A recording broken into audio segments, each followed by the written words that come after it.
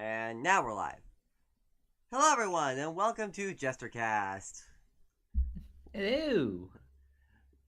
I, of course, am your host, Core Jester. I'm here with Jack, and we're here to finish off Super Timber.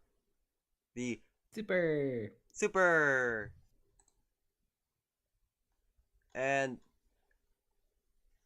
to finish it off, I felt it would just kind of be cool, just kind of chill and just kind of go through some of our favorite moments in superhero movies. And I actually found a list called the 32 greatest Marvel movie moments that we could possibly do. Yeah, so feel free to rage at us and the list in case a favorite moment of yours doesn't show up or ranks somewhere that you didn't like it to be. Yeah.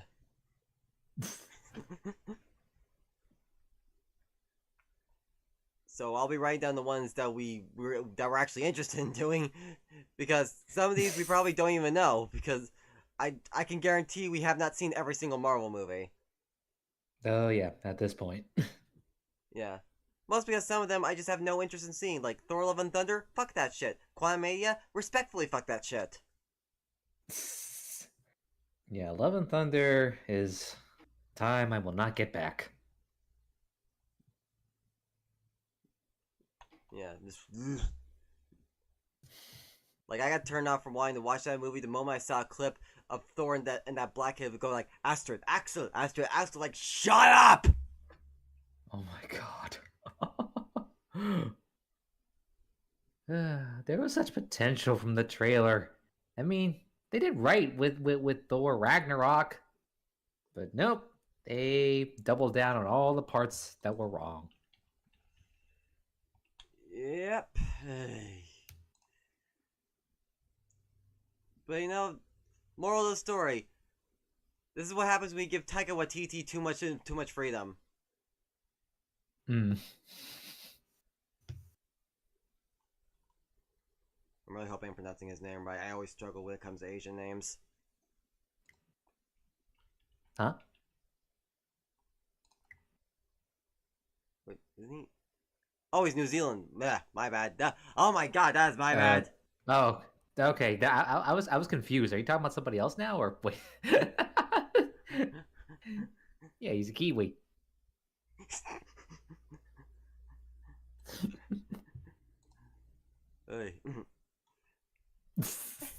Anyway, let's go through the list, shall we? Sure. Okay, 32. The Umbrella's Aladdin from the Marvels. I have not seen the Marvels, so we're gonna skip that. Yeah, I haven't either.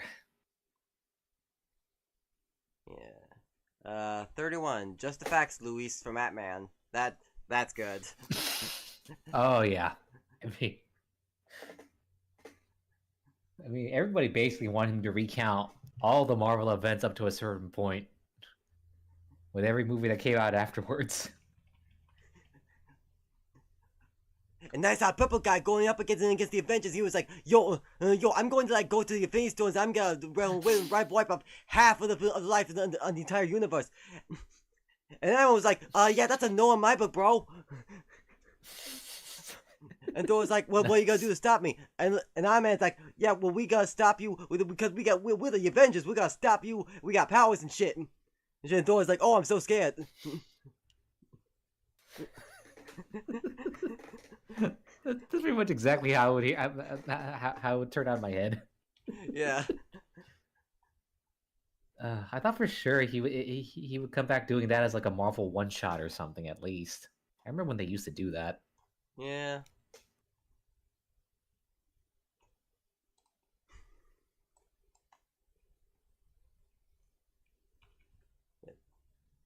I should have. All right. Anyways, let's see. 30. Unmasking the Mandarin from Iron Man 3. Ugh. I would have ranked that one lower just because of how much of a I don't know. I wouldn't call it a big disappointment. I was honestly kind of confused and like what's the word? Disoriented from the reveal. I mean, is the big reveal really that this guy really is such a fake wimp, or I don't know, or was some part of me hoping that that the wimpy character is just a ruse? Guess not, though. Yeah. But yeah, that was such a disappointment. It's like the Mandarin is one of the coolest villains in Iron Man lore, and they just completely fucked him over. Seriously. I mean, he was set up in the trailers to be genuinely menacing. But nope. They had us all fooled. Had us in the first half. As in the first half, not gonna lie. Yep. Well, actually, they had us in the first half. Oh no.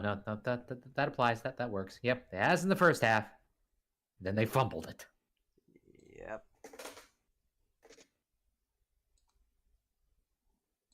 Okay, let's see. 29. Another day at Stark internship from Spider-Man Homecoming. Another day at Stark internship. Uh,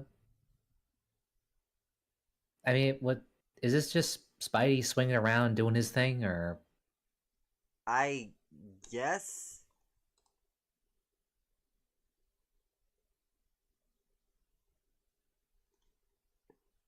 it's a pretty good scene. I mean, I feel like it's a nice scene that establishes how the whole vibe that the MCU's Spider-Man is, especially being well exactly what his moniker says, friendly neighborhood.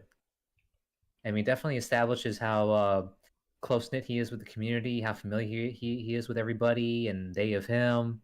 So I kind of like it. That, and of course, I do like them using the Ramones for that scene. Yeah. It's not bad. Yeah. 28. Killmonger takes the throne from Black Panther. I do not think we could do that one because neither one of us are black. Well, I mean, as a scene in of itself, it's definitely dramatic. I mean, I could definitely appreciate just how imposing and threatening a character Killmonger is, just coming in practically out of nowhere, several dramatic truths coming at them all at once, and then him just overpowering T'Challa the way he is. I mean, Michael B. Jordan, he is quite imposing with the physique he had on him. Oh yeah. Um, yeah, so I'd say it's a very cool scene. Oh yeah, definitely. Um, Loki, I thought the world of you from Thor Ragnarok. Oh, right. Wait, it. Oh, the world of you. Is that when they were in the elevator? Yeah, yeah. It was like right before Thor was like, let's do Get Help. Get help. We are not doing Get Help.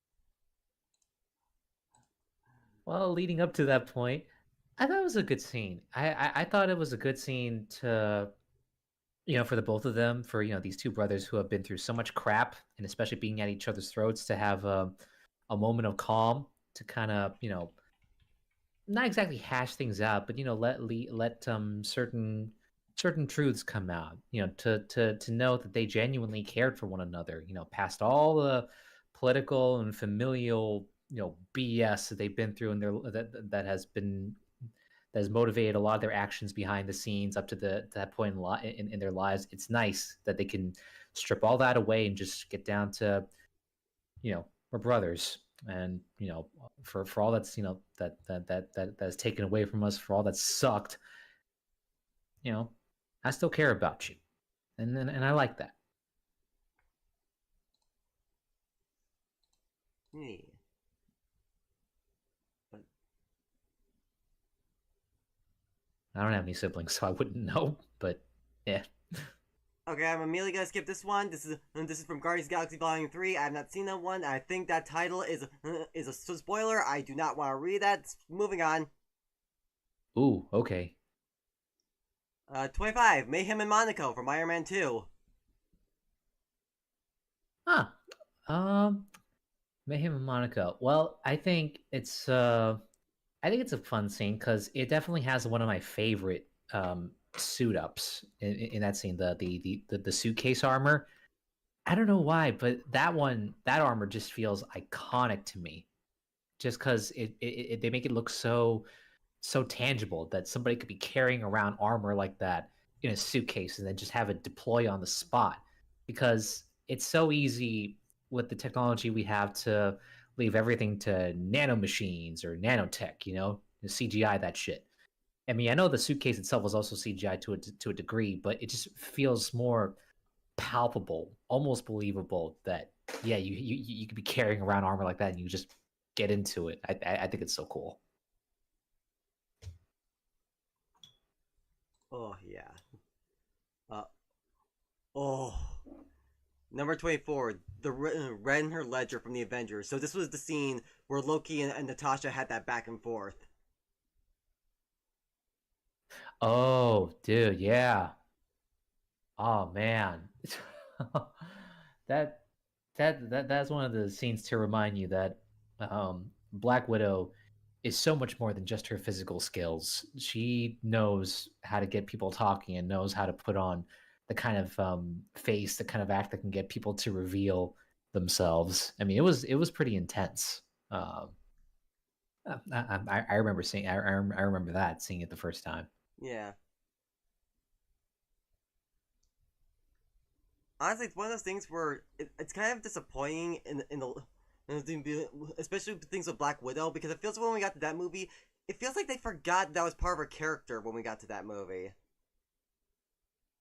Hmm. In how so?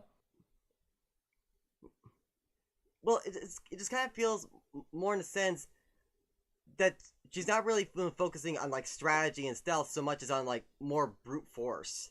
But yeah, that's my take on it anyway. You mean like up to the point when they got to the final battle, and maybe from that point on, we just don't see as much of that of her more cerebral skills moving forward. Essentially, yeah, like she's a fighter, but she was both a fighter and a strategizer. We always saw that from Natasha. True, I can definitely agree with that because I feel like that kind of got left to the wayside in her subsequent appearances. Well, except for Captain America and the Winter Soldier, I feel like more of those skills of hers, really uh, came to shine a little bit more in her scenes. But yeah, a shame that was the only other time. Then from that point onwards, yeah, just kind of fell off. Yeah, I mean, I've still yet to see Winter Soldier, so I can't really. Oh, sorry. You're totally fine. Yeah. Oh, dude. Hmm? 23, the bus fight from Shang-Chi. Dude! Oh, nice. Yeah. That was epic! It was pretty fun to see. I mean, I love that they decide to have a fight scene in cramped space like that because it definitely makes you think back to, or for me at least, it definitely makes me think back to um older kung fu movies where a fight can take place in such a small and enclosed space and the way you move and try to improvise around it. I mean, a lot of Jackie Chan's films were like that, and it was cool to see that here in a Marvel movie. Um, yeah, and it got pretty creative too, and especially for because they filmed it inside those buses with the connecting tube sort of a transition, for those long buses. Mm-hmm. Oh yeah, I mean, because I've only ever been in those maybe a couple of times back when I was in college when they had those types of buses running around campus. So it was really cool to see that happening on the inside. Yes. 22. The after party from Avengers Age of Ultron. Yeah, that actually was a pretty nice scene because it kind of let the characters just kind of breathe instead of, doing their typical superhero shit. Yeah, I always find it entertaining to see what superheroes are like when they're in chill mode, when they're in between missions and just letting more of their personalities and characters come out. Yeah, definitely. Ooh, 21. Ego's True Purpose from Guardians of the Galaxy Volume 2. That was a good scene. Whew, I mean, some part of me was kind of, what is the word, hoping that that wasn't going to be the case because I've read I'm very familiar with Guardians of the Galaxy before the movies came out, so it was interesting to see how much of it had changed, and especially what they were going to do with Star Lord and his lineage. So it was simultaneously cool to see that they kept that element of what was it, betrayal to it, and yet, God, it was just gut wrenching to know that Ego was the one that um, gave Star Lord's mom cancer. And what the fuck? Yeah, it's like, oh my god.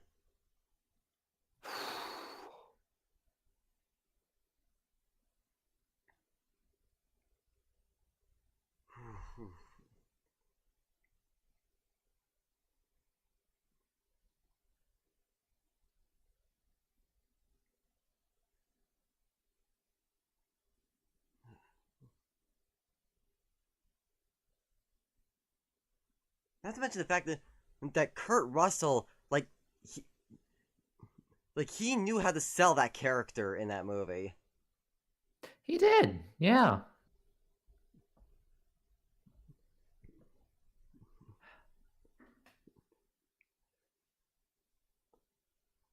Oh my, he really was able to capture what an expert manipulator Ego is. Definitely. I mean, definitely had me going that he was. Well, okay. I mean, for one, he was genuinely proud to reconnect with his son. I mean, that seemed nice, at least as far as the beginning goes. But then, once we learned the truth that he's also been around doing that, it's like, oh God. Yeah. Oof. So then Okay. I start blasting. Number 20, A Walk in the Ancestral Plane from Black Panther. Oh, that scene was so pretty. It was beautiful too. I mean, God, it definitely it definitely makes you think about how they treat the afterlife in the MCU. I mean, I know as far as the comics goes, I mean, most different forms of the afterlife do exist simultaneously, but just seeing that, the ancestral plane definitely makes you wonder about how the other planes of the afterlife could look like. Oh, yeah.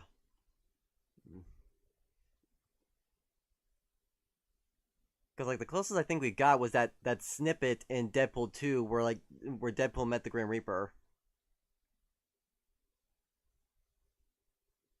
Hmm. Oh yeah, yeah, true. There's that. But I was also thinking of, wait, did you see the Moon Knight series?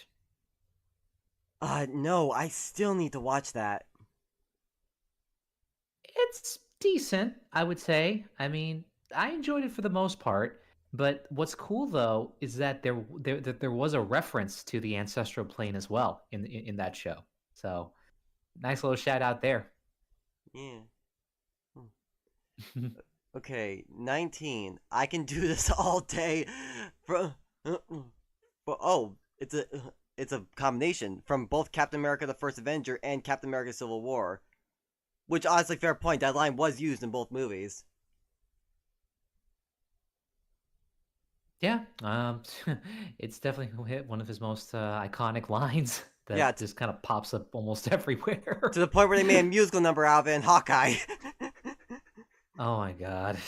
I just whew.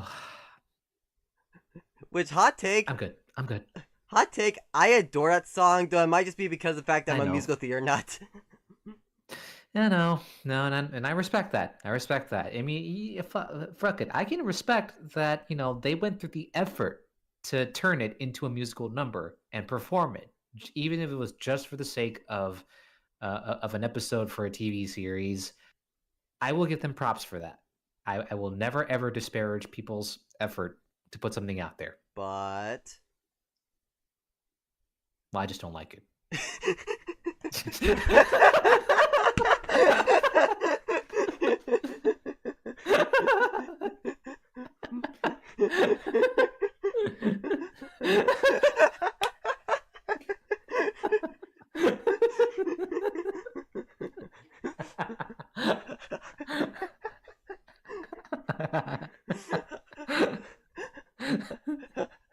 I just love the matter of fact that he said that. I just don't like it.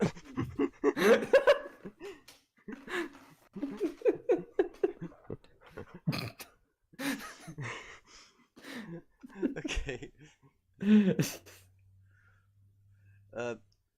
18. Submitting to the Red Room from Black Widow. I don't know if I put that scene on my list.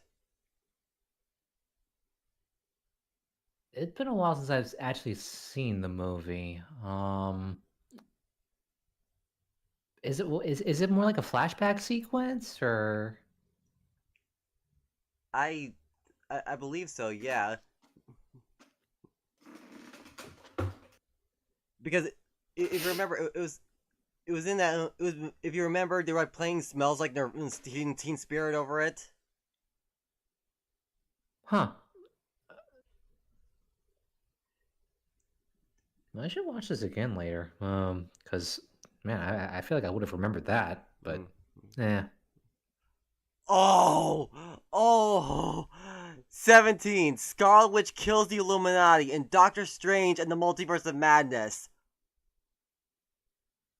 Ooh, dude, that was man. That was definitely one of Raimi being full on Raimi for that movie. You know, Sam Raimi being full on Raimi. I mean, just the uh, how can I phrase it? Um, Creative fatalities that they have Scarlet Witch doing to all of them. I mean, It was imaginatively macabre. it was. Oh, I love that. Imaginatively macabre. I love that. I mean, I mean, how many memes have people made out of what mouth? Yeah. Oh my god. I see it and I just think, oh wow, it's a great offer. How about I shuffle the functions of every hole in your face?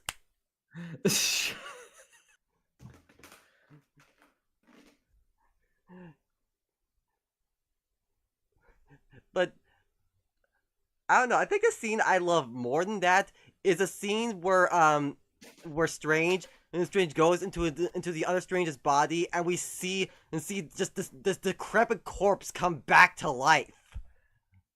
Oh, yeah. I mean, and I love how creative they got with what did they end up using to kind of recreate the cape around him? It was like a bunch of arms and hands, right? Yeah. Or something like that. Oh God.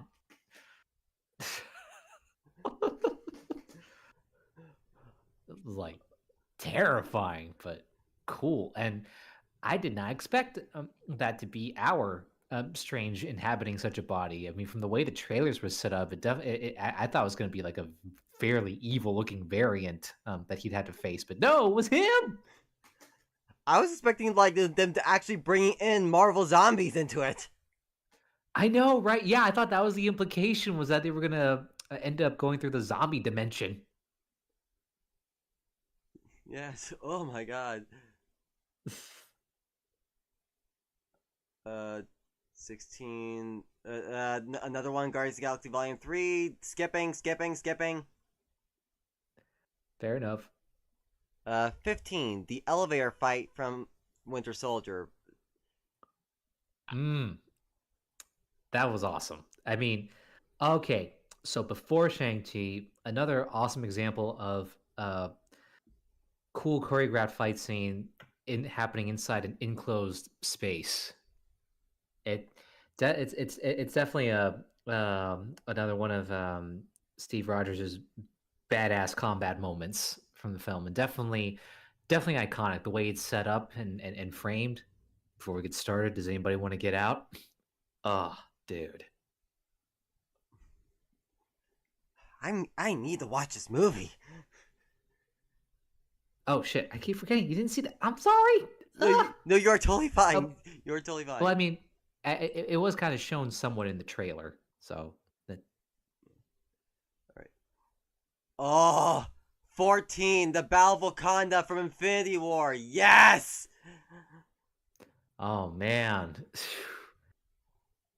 Just a preview of things to come later on in Endgame, but yes, so many awesome, fun little moments happening throughout the entire battle there. Iron Man Hulk!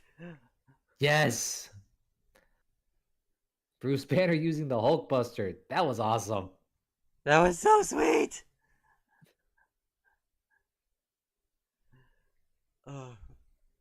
13. Meeting Liz's dad in Spider-Man Homecoming. Oh god, that was freaky. Dude, the Tom Holland and Michael Keaton really did a great job creating tension in that scene. Yeah. Whew.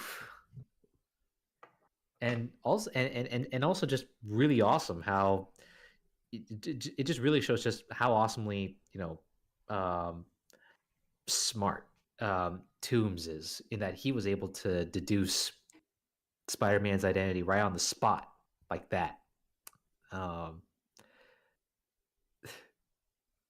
And just and how he's able to that reveal in his pocket and waited until Liz got out of the car to, hash that out with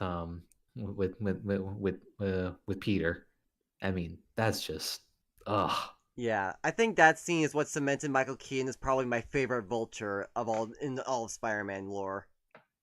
Oh yeah, I mean, I feel like anything Michael Keaton touches, he can do no wrong. Seriously. 12. Divided They Fall from Captain America Civil War. Oh, that was such a cool fight. Oh, the whole fight from at the German airport, airport. Yeah. Oh man, dude, man, as much as the premise, sucks that the team is falling apart because of the Sokovia Accords, it was still fun to watch the fight unfold anyway. As much as you don't like seeing your favorite heroes going up against each other, it was still fun to watch.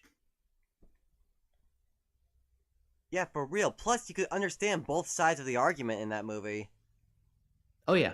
No, yeah. No, you can understand both sides of the argument. I mean,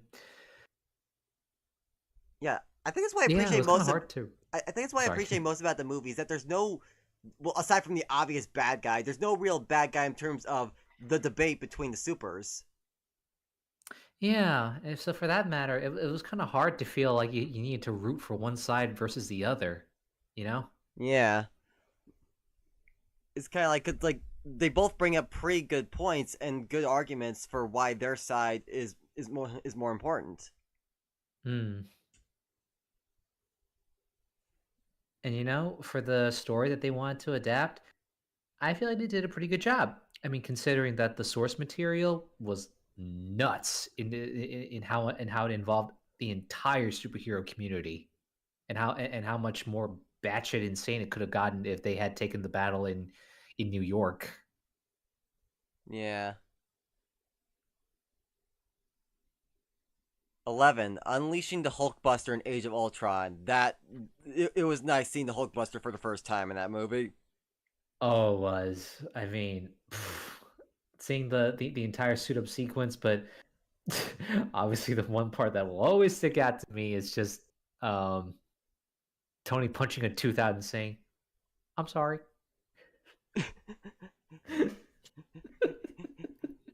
Yeah, I think it's kind of a similar thing where, like, of that entire fight in Civil War, the first thing that just pops in my mind is Underoos! Yes. And as Spider swoops in, he's like, "Hi guys." Oh God. Do you remember how you felt the first time you saw that reveal in the trailer?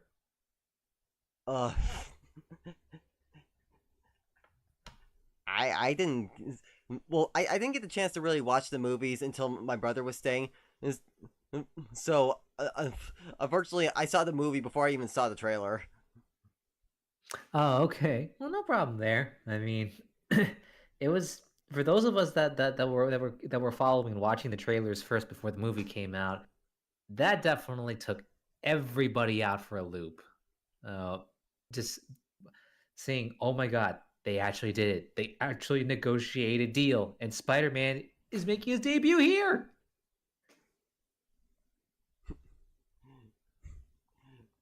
Okay, I can understand that.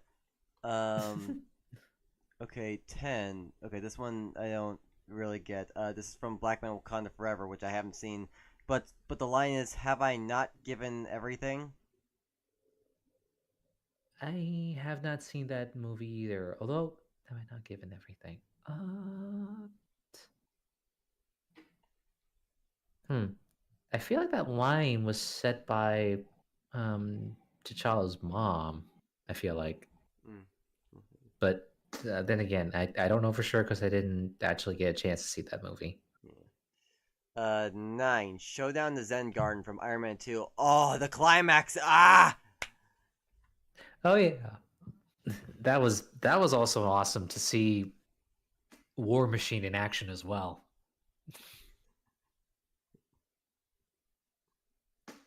Yeah. And also, hot take. I think I prefer Don Cheadle as Rhodey instead of I forget the guy who played Rhodey in the first movie. Oh, Terrence Howard. Yeah, him. Yeah, I just feel like Don Cheadle really knew how to give more personality to Rhodey than Terrence did. Oh yeah, and I think he even had better chemistry overall with RDJ when they did scenes together. Yeah, definitely.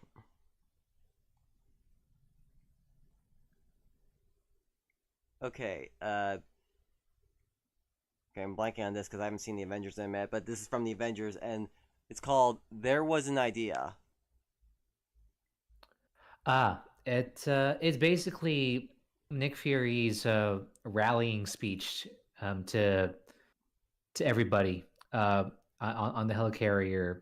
You know, after the attack on the helicarrier and after Phil Coulson got stabbed. Oh, right. Oh, It's a pretty classic motivational scene, and definitely speaks to Nick Fury's character when it was pointed out that by um, uh, Maria Hill, that those cards, those Captain America cards, were not in Coulson's pocket when he got stabbed. mm, So definitely speaks to Nick Fury's role as a manipulator. But like he said, he did make the point that they needed the push. So you know the scene was great for all of that, both as a genuine motivational speech, but also the reveal, the little truth underneath that maybe a little bit of it was manipulated. mm. I don't even see. I don't even need to say the movie for this one. All I need to do is say the line, "Dance off, bro." Ooh, uh, child, things are gonna be easier. oh my god, one of the reasons why Guardians of the Galaxy is my favorite franchise from the MCU, and definitely why among the reasons why the first movie especially holds a special place in my heart, Yeah, because it was just so out there, so different from what had come out before. yeah. Plus, say what you will about Chris Pratt, but no one's a better Peter Quill than him. Ah, no, I mean Peter Quill definitely cemented and put him on the map for for both good and ill. I mean,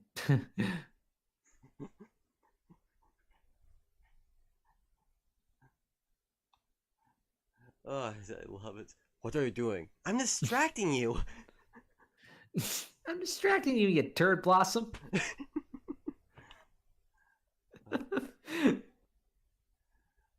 Okay, 6. Birth of the Super Soldier from Captain America: The First Avenger. Ooh, yeah, that was good. Oh yeah.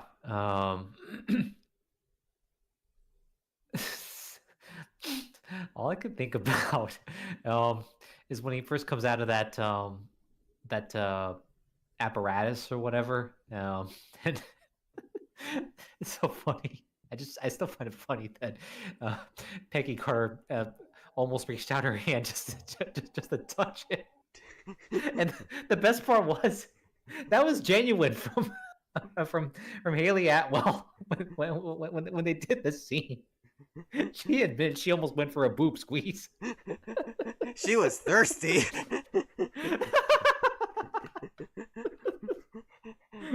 But I mean, who wouldn't be? It's Chris Evans. Yeah, and if he came out looking like that, I mean, woo. Lord have mercy.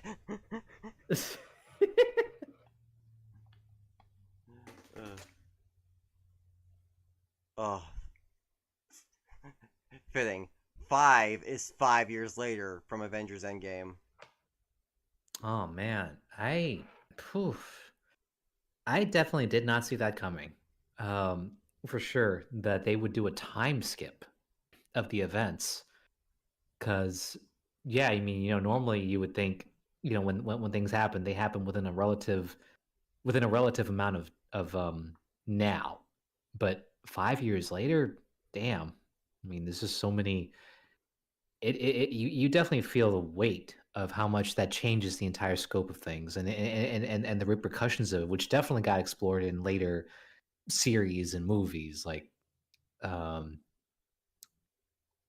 um yeah, like the Falcon and Winter Soldier series, and others too. I mean, the snap, the population control, people catching up with each other's lives afterwards, but 5 years later, God. Yeah. Oy.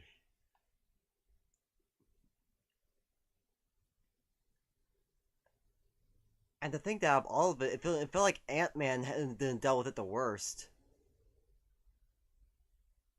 in my opinion. Hmm. Cause Yeah. I mean, even though we know relative to his situation, he was gone for like barely what, a couple seconds, but then coming back to see all this much change and even missing out on his kid growing up, I mean, it sucks. yeah.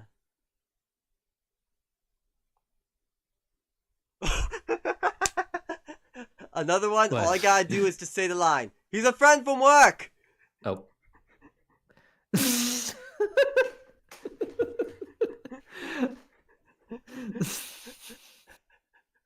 I cannot tell you how hard I was laughing seeing Hulk coming out and Thor just being like, "Yes!"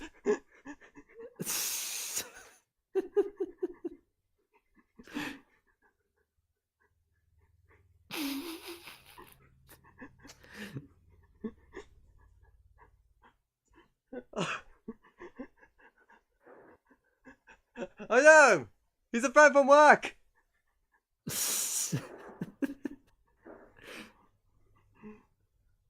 Oh my god. What I also love is that line came from. I think it came from. If I remember correctly, I think the line was an idea from uh, a kid that was going through the, what was it, Make a Wish Foundation or something similar along those lines, and um, made the suggestion. Ooh, could he say something like, "Oh, he's a friend from work" or something? Aww. Yeah, I love that. Yeah. I, oh. Number 3. The blip from Infinity War. Oh, God. Ooh, yeah, when the blip actually happened.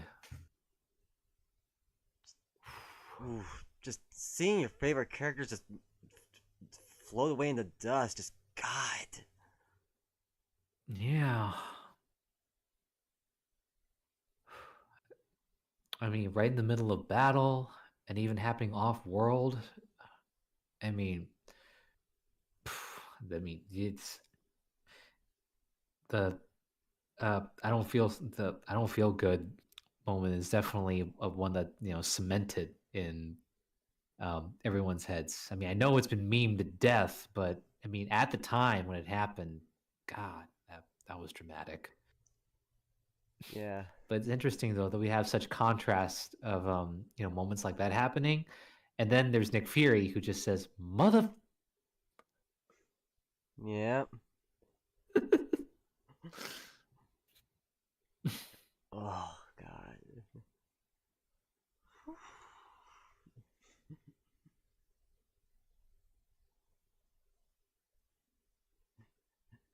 And the worst part of all is that it's all Thor's fault. He should have aimed for the head.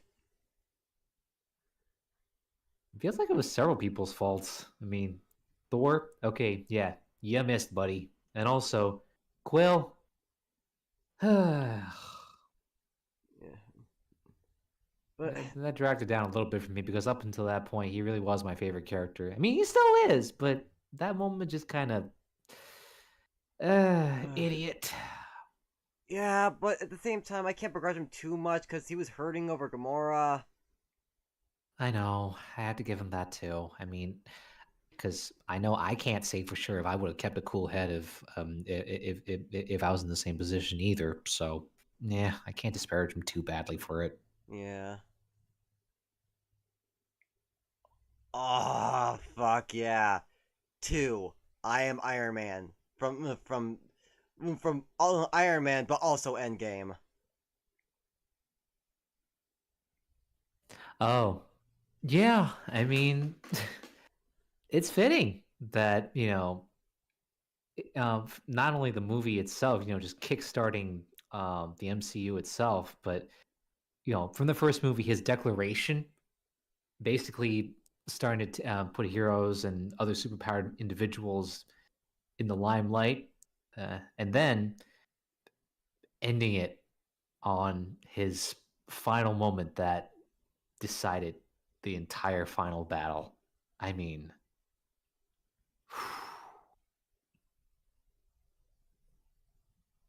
Yeah. I can't think of better last words for the character to say. Yeah. You know that was actually a reshot, right? In the original shot, apparently Tony didn't say anything before he did the snap. Is that but apparently they felt like they needed something more, so they actually asked RDJ to come back in and say the line.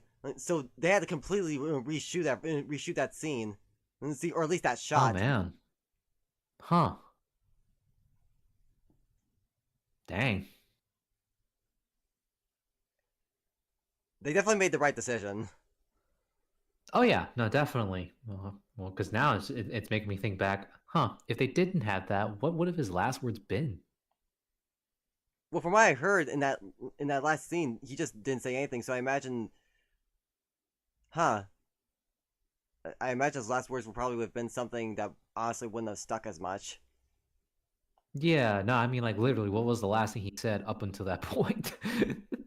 Yeah. Yeah, well. Again, like you said, I'm glad that they did make the change. All right. And number one is assembled from the Avengers and Avengers Endgame. Oof.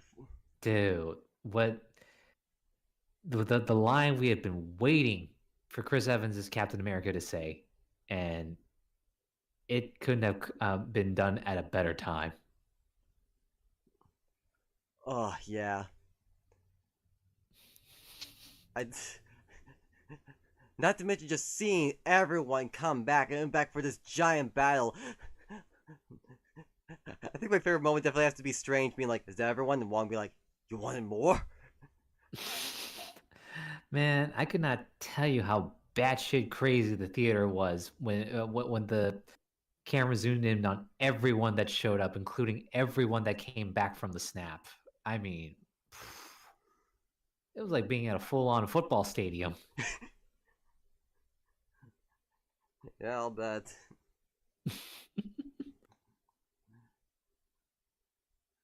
Uh, there you go. There was over the 32 moments. I also found something else. Else I think would be very interesting to get a little bit of debate on. It's 15 mistakes that still haunt the MCU. I think it'll be interesting to maybe to discuss whether or not these are actual mistakes, or if they felt it was actually good for the MCU to put these in action. Okay. Yeah. Let's dig in a little bit on that. All right, let's see. Marvel Studios' decisions that left MCU fans disappointed is the full title. Interesting. Okay. All right, 15. The shared universe has spoiled the fanbase way too much. When the MCU started, its shared universe aspects were novel for casual audiences. Superhero movies had been around since the 70s, but never before had anyone taken the comic book shared universe approach. It was revolutionary, but it conditioned the audience to expect that sort of thing from the shows and movies, creating a property built on fan service. An example of this is She-Hulk. It's made cameos. Comic fans loved all the C and D-list characters who appeared, but MCU fans didn't, and the reaction to the wedding episode that took place instead of Daredevil appearing sparked outrage. I don't really care about She-Hulk. The shared universe has created a fandom that lives more for the dopamine rush of cameos and continuity nods than the stories, which is a huge problem. I don't know if I agree with this. I can understand where the criticism is drawn, especially when it's or at least as far as when people are criticizing the whole cameos approach, just because. I mean, I guess it depends, and one does have to take a moment to look at it and see. Okay, all these characters showing up, do they serve an actual purpose? Are they actually driving the story forward, or are they just there for the sake of um, eye candy uh, or hype, and then we never see them again, or their role is severely diminished? It I can see the argument on that front, and yet at the same time, I know though that we have to at least realize, or at least think, okay, we are looking at this as it's a whole world of its own. They have characters that come and go, that pop into each other's lives, and as such, their roles may be genuinely not as big as we would like them to be. Sometimes they do just show up there. Yeah, plus I feel like whenever the cameos pop up, they do seem to serve a narrative purpose. Some examples that pop into mind is the cameos that we got in films like Deadpool and Wolverine, Multiverse of Madness, even simple ones like seeing Charlie Cox's Daredevil in Spider-Man No Way Home. Was it No Way Home or Far From Home? No Way Home. It's called No Way Home. Yeah, yeah. In fact, No Way Home is in its own a great example because of all the Spider-Man cameos that we got from that. Oh yeah, no. I was gonna say that's definitely an example, great example of when it's cameos done right. I mean, even though some people had some maybe some concerns going in because we all remember what happened with Spider-Man 3 when you try to shove in so many characters all at once and not give them enough development. But um, No Way Home proved to be a pretty good balancing act. A hard one, but it can prove that it can't be done. Yeah, I'm trying to think of examples where they did the cameos poorly. And aside from She-Hulk, I can't really think of any. Yeah, I was gonna look at She-Hulk as well, unfortunately. But I mean, to be fair, pretty much everything about that show didn't work. Yeah, it was a bit of a hot mess. Ugh. Yeah. So, I understand the argument, but I don't think I agree. Hmm. I mean, hmm, I feel like they're doing better now, but you have to admit that at least for the last couple of years, maybe they were relying a little bit too much on trying to put in so many characters without giving them enough development, or at least not putting them in roles that can serve more of a purpose to the story. But they're getting better at it now, I think. Yeah. Oh, actually, Oh, another example popped in my mind. Of a cameo that I don't think works too well, and that's Kat Dennings in WandaVision. She didn't need to be there. Wait, was she in Wanda? Yeah. Wait. Oh yeah, yeah. But, see, well, I guess a point made. Whoops. That's precisely my I point. mean, She was so easy to oh, forget, so why was she there?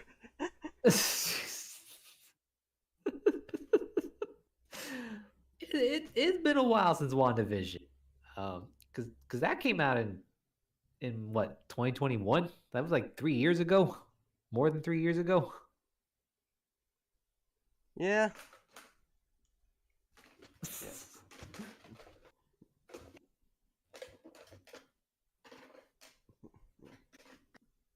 But then I guess to be fair, they kind of balanced it out by having the original guy who played Quicksilver in the X-Men movies. Yeah, that one was kind of weird, in that how it was set up. I mean, because we knew him as Quicksilver in in the other X Men movies, you would think that they were setting up a whole, or they were going to finally introduce the whole alternate dimensions angle, but nah. Turns out he was just some guy named Ralph Bonner. Boner. Yeah, Boner, Boner. I mean, Yeah. all that build up for a boner joke. Yeah. Though to be fair, they did end up correcting that because they did end up introducing the other dimensions later, and there because we got Multiverse of Madness, we got Loki, we got uh, Deadpool Wolverine. Yep. It just took them a while to realize, oh wait, we fucked up, didn't we? They did. We did a bad. Oh my god. Alright, okay. 14. Black Widow came too late. Scarlett Johansson's Black Widow made multiple appearances in ensemble pieces from Iron Man 2, Avengers Endgame, but was held back from her own solo movie for years. It was a mystifying decision, especially taking Black Widow's many entertaining action scenes into account. Black Widow did eventually come out, but it was a fiasco, dropping from the pandemic and going straight to Disney+. The movie was remarkably uneven in quality, and worst of all, actually came out after Black Widow's death. While the introduction of Florence Pugh's Yelena Belova, David Harbour's Red Guardian was considered a win by many fans, this movie was largely a dud. I mean, Hmm. that's kind of depending on the audience, on the person who watches it, on whether or not the film was good. Hmm. But I do understand where they're coming from. Like it had been years since what happened with Civil War and Endgame. It had been years since Natasha died, so yeah, having it come out during the pandemic was kind of a weird decision for them to make. Yeah, I mean, it was also just very shitty timing. By the time they were done and ready to put the film out, that the pandemic was pretty much in full swing. And to be fair, everybody was still trying to figure out, okay, how the hell do we keep our businesses running? I mean, that's for everybody. But also, I do wonder, or rather question the timing of such decisions, of to start focusing on Black Widow for just this one time, even though we know at this point she's gone, like for good. Um, which sucks. As for the movie itself, I appreciate what they were trying to explore, and I kind of liked watching the family dynamics with her and her, I guess, family, quote unquote. And I would have liked to have seen a little bit more of that. But otherwise, the movie was just okay for me. I mean, I appreciate some of the plot lines it introduced, especially with the new widow, Yelena. Um, well, I don't think she goes by the widow code name at this point, or at least not yet, anyway. Um, yeah, I don't know. It's a mix of a lot of things. Yeah, I mean, to be honest, this is kind of a hot take. I Hmm. honestly feel like when it came to the actual decision on who should have fallen over the cliff in Endgame, I honestly God feel like Natasha was the wrong choice to die during that scene. I honest to God, and this is probably a really hot take.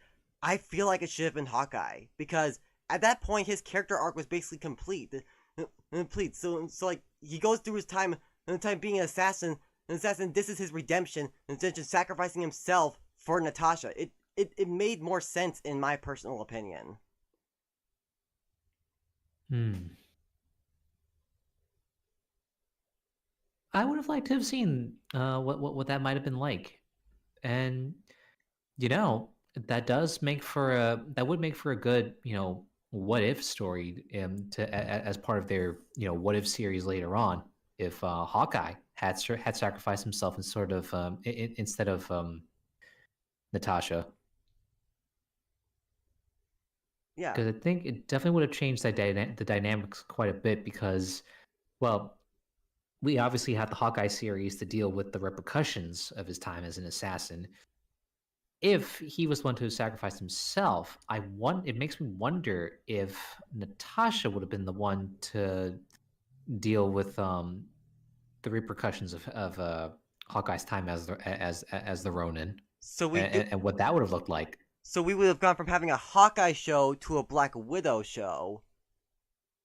Yeah, uh, that could have potentially been what happened, and maybe we could have even gotten a better development of and time spent with Natasha rather than just that little brief um essentially a giant flashback of a movie. Yeah. And also, if they did that, then maybe in like one of the last episodes they could have introduced Yelena, and that would have been a great segue. Where be like, hey, what happened to you? All I talk about, and that could be a great segue to like a flashback to Black Widow. Well, it could have segued to the movie perfectly. Yeah. Ah, the opportunity was there, Marvel. Well, like I said, it is a very interesting plot that they could explore for another what if storyline. Yeah. Okay, 13. Ugh, the MCU has too many shallow villains. Okay. From the beginning, Marvel Studios has depended on shallow villains. This is often defended by saying the movies are about the heroes, not the villains. This isn't a bad point, but still distressing. Marvel comics are full of amazing villains who've been fleshed out in media that is ostensibly about the heroes, meaning it's definitely possible, but MCU writers just refuse to try. Whenever a movie spends even the barest time fleshing out a good villain like Thanos or Killmonger, people praise the film despite its many problems with its characters. Thanos' reasoning is terrible, and despite Killmonger being right now, he's still a monster. Okay, yeah, I can kind of understand that. Because when you really get down to it, how many MCU villains were just guy in a suit wanting more money? Yeah, no, I definitely agree with them there because we haven't had too many lasting villains. I mean, so many of them when they pop up, they fall into the same trap that even past movies before the MCU have fallen into, where they just straight up die by the end of the movie. Yeah, unless you're Yellow Jacket, in which case you end up becoming MODOK. Oh yeah, right. Well, I forgot about that. Yeah, and this is coming from someone that hasn't even seen Quantumania yet, and even I know that Yellow Jacket becomes MODOK in that movie. Yeah. I saw that just because it got spoiled for me. But well, then again, I didn't really feel like I was spoiled because I didn't feel like I was missing out on much. Yeah.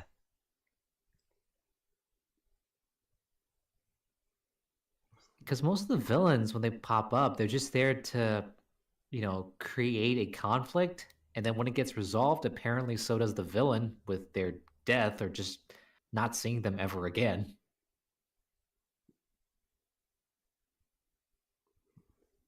Yeah.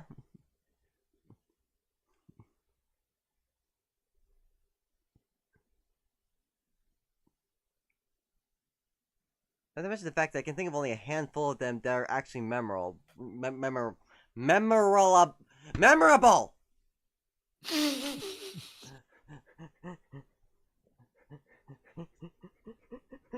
Why was that so Use your hard for me to words. say? Use your words. Enunciate. Enunciate. Enunciate.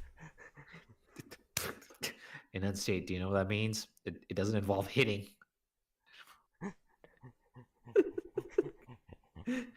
uh, uh, but yeah, that being said, though, so I'm trying to think of the Marvel villains we've had that have actually been memorable. Like there's Thanos, obviously, Killmonger, obviously, Loki, Red Skull, Ronan, I guess. Though I remember Ronan more for the makeup than for his actual reasoning and morals or whatever. Mm, I suppose. I don't know. Ronan. Well, okay. I suppose he does stand out a bit more just because the final sequence was so unusual with the dance off. That was he gets points for that just because of his genuine confused reaction as to what Star Lord was doing. Yeah. Okay. Ooh. Number 12. Falcon and the Winter Soldier features contradicting discourses. Ooh, this is. I am curious to see where they're going with this one. Hmm. Disney knows how to play to more than one audience at a time. However, some projects try to pretend to be something they're not, and that's Falcon and the Winter Soldier. While the show does a good job of talking about race in America, it features several contradicting ideas. The Flag Smashers are presented as villains despite only fighting to survive an oppressive regime that won't even allow them to work for a living anymore, outlawing refugees. While he recognizes their plight, Sam tries to talk them into embracing the status quo instead of helping them in their struggle. Similarly, Falcon the Winter Soldier's final speech goes out of its way to declare that trusting the government to make the right decisions is futile, even if they have accountability measures in place. Okay, that's actually a pretty fair point against the show. Yeah, it's. Hmm. I mean, I will give it that. It definitely shows how complicated it is to try to tell a story like this because to tell a story like this and also to convey the characters' actions and where they align exactly because it just feels like no matter what you have anybody in that show do, there's there's no way for it to come out cleanly. Like there's always going to be maybe some level of hypocrisy happening to some level. Like like you said with bringing up Sam Wilson. He's trying to keep order, but then does that mean we have to keep things like they said at the current status quo, or what?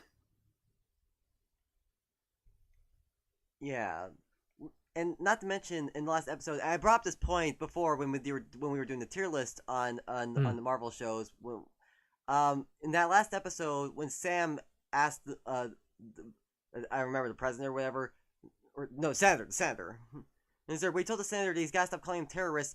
I just feel like that's such a backwards way of thinking because the Flag Smashers are literal terrorists.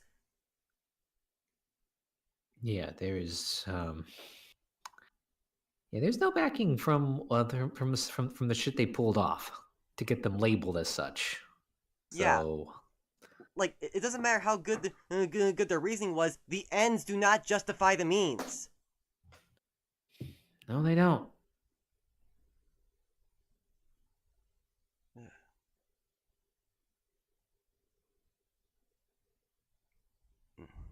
11.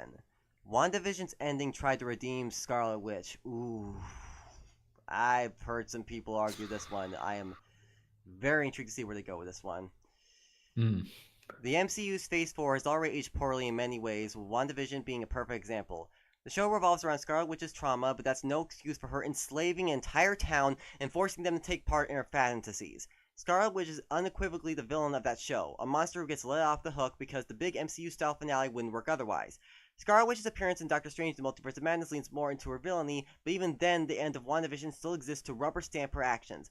WandaVision's exploration of trauma was a change of pace for the MCU, but the fact the show's ending made excuses for her terrible actions remains a stain on the MCU's record. Okay, this I actually agree with because, yeah, her actions in that series do not justify her at all. No, they don't. I mean, it was already the implication was already um, fairly established at the very first episode. Remember at the um, at the whole dinner scene with the with one of the characters um, saying to stop it. Mm-hmm. Oh, during those moments of clarity when they're not enchanted and enrobed in the fantasy. It's like, oh man. Um, well, of course, before we knew the full extent of what was going on, was like I was thinking, geez, this does not fly over well. This is definitely not gonna fly over well. I mean, most of the townspeople were pretty justified in their being peed off at her by the end, and wanted her to get out of there. So, Yeah, in fact, there was one line in the show that honestly that someone actually pointed out was just really really bad writing. Let me see if I can find the clip. hmm.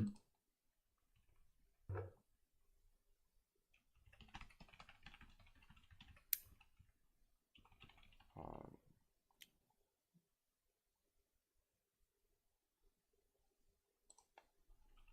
hang on.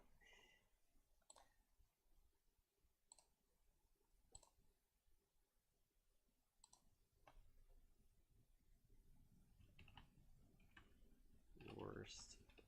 I think it was like called worst writing something.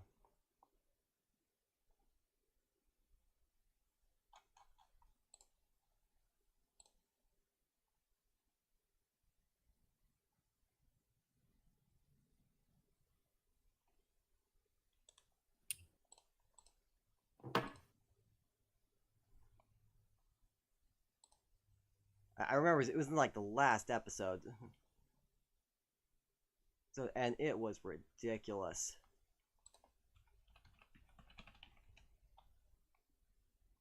Ah, here it is.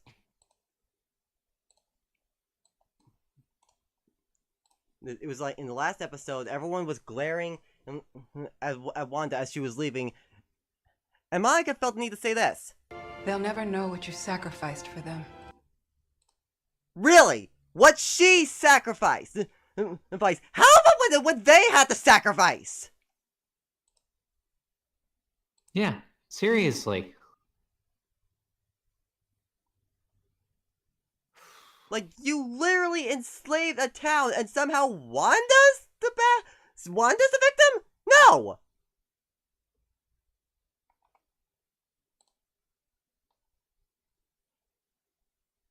Just, ugh. Like, you do not get to hand wave Wanda's actions like that just because she took down the big bad that is Agatha Harkness.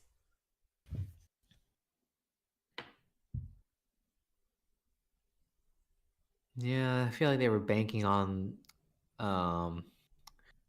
on Agatha Harkness to be the main villain that everybody could point their, or at least we among the audience can point our fingers to and say that she was the main cause of all that. But like you said, that does not undo the fact that that she enslaved the entire town anyway.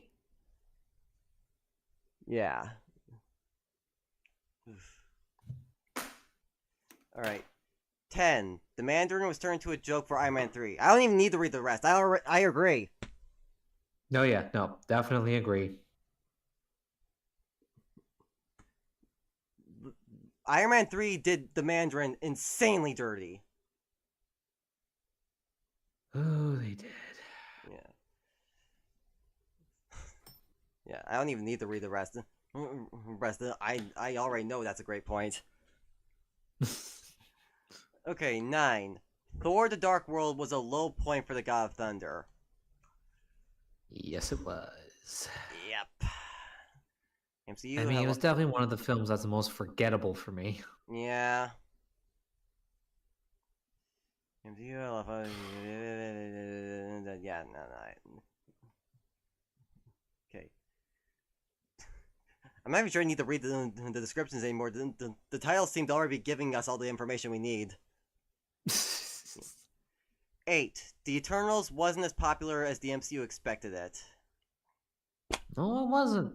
I mean, tonally, it was just so different. I Yeah, mean, I get that they were trying to explore new territory, but this one was maybe just a little bit way too out there. yeah. Like, bit of a shame though, because I feel like the idea, if given in more competent hands, could have worked. Maybe. I mean, I was kind of interested in following a group that's been around since before the Avengers, or before most of the MCU events happen, and where they may or may not have fit into all of that. Yeah.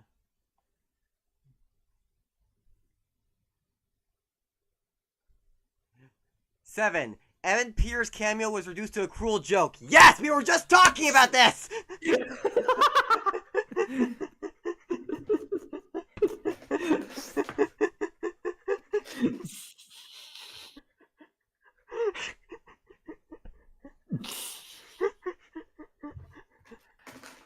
I mean, it was. I They mean, were, considering. Oh, sorry. I was just gonna say, they reduced him to a boner joke! Yes. I mean, damn it, man. Considering the genuinely cool interactions we've had with characters between different dimensions, how much of an impact would it have been if the genuine Quicksilver from the X-Men movies had met um the MCU's Wanda? How interesting the interaction would have been. Yeah. I'm just hoping they do him more justice when the X-Men movies start coming out. Yeah, no, that'll be interesting to see what they choose to do with the X-Men. Yeah, I'm honestly kind of What kind curious of to, roster did they start out with? And yeah, yeah, anyway. and I'm curious to see if they're planning on bringing back some of the original cast members. Like, it'd be interesting to see Halle Bailey come back, if only for a cameo. Oh yeah, no, I mean, I'm sure they're working on it. Yeah.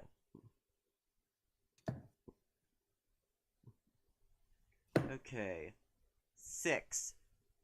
Edgar Wright's departure speaks volumes about the MCU's lack of creative freedom.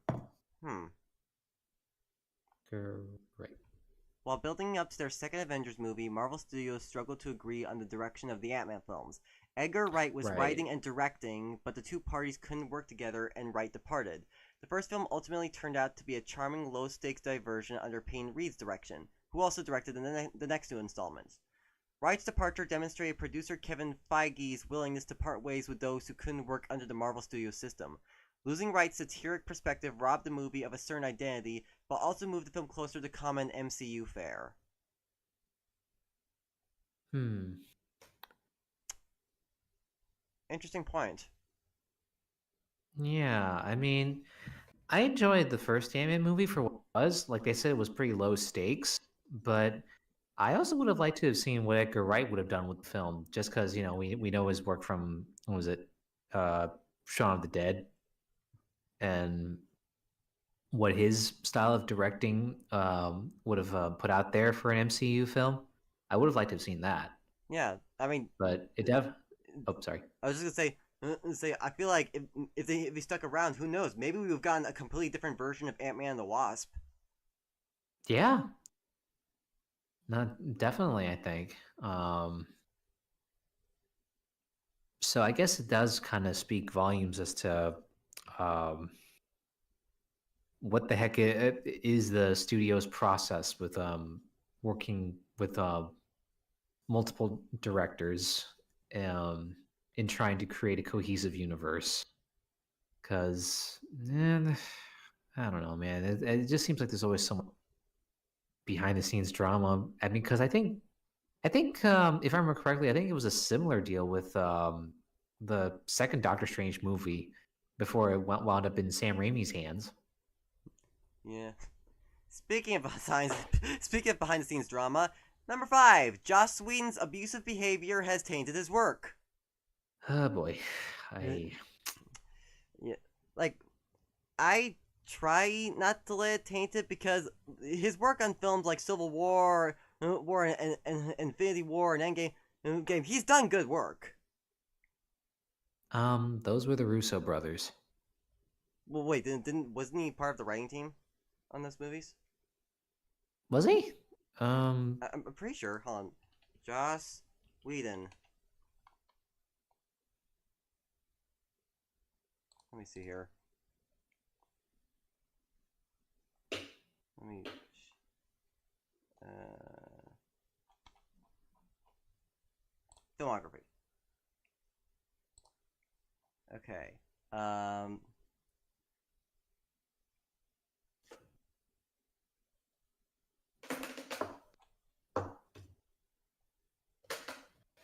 Okay, so not those movies, but he was a director and writer for Avengers and Age of Ultron. Huh. Could have sworn yeah. I could have sworn he was a writer for films like some. Okay, my bad. I was wrong. No problem. I mean, I do kind of wonder, but I guess the cutoff for him was probably after Ultron. But I'm a little mixed just because one, okay, in the end product came out good. I mean, for the stuff he's done, they came out good, but it's also just a little bit disgusting. You know how much else was coming is coming into light about what happened behind the scenes. I mean, even the castmates for the Buffy series. More was starting to come out into the light about his conduct with the other actors on set, and which is a shame. So I don't know. I'm definitely mixed. I don't want to say tainted just because he's done stuff that I really enjoy that were part of my childhood, and I think I want to keep hold on to those to those aspects. But yeah, Yeah. I I guess it just gotta be wise and just realize that for all the good that happens, there's always something else a little darker behind it too. yeah. I'm the kind of guy that tries to do. I believe in the philosophy of separate the art from the artist because Mm, you're talking to someone who sees Dan Schneider as an absolute piece of shit, but I still enjoy watching shows like Drake and Josh and iCarly because they are good shows. true. Yeah. Yeah. No, I definitely get that. Yeah. So like I understand that that bad shit probably happened behind the scenes, but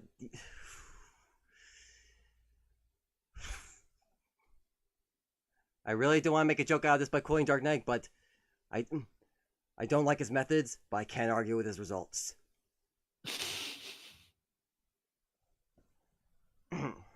Okay. Number 4. The Netflix Marvel series need a more obvious connection to the MCU. Huh?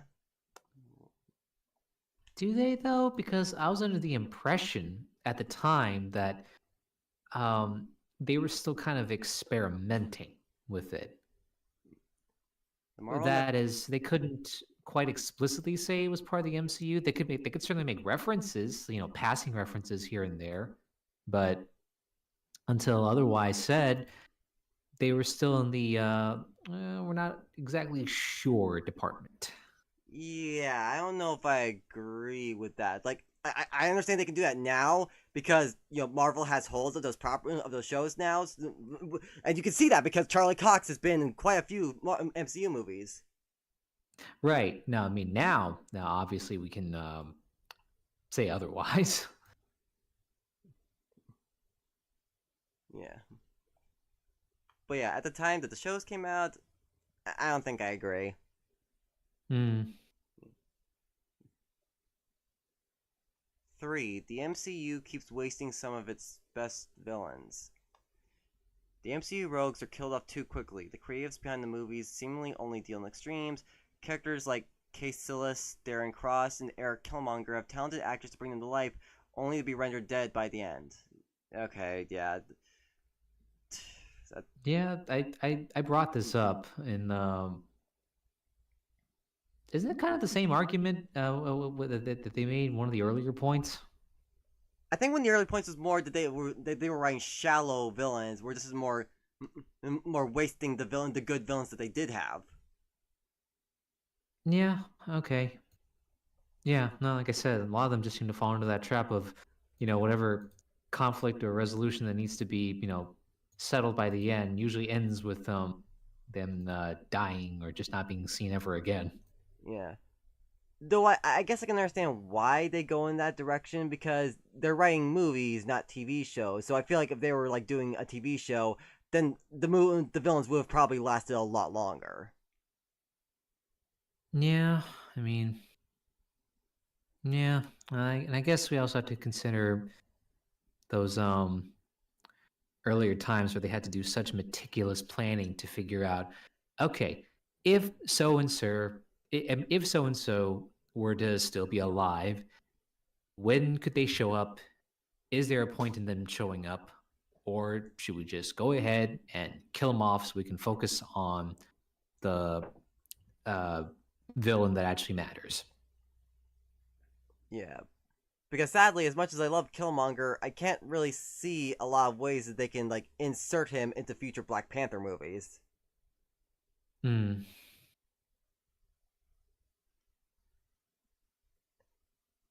Likewise with Thanos, he served his purpose in Infinity War and Endgame. They couldn't keep him alive further than that, so they had to kill him off.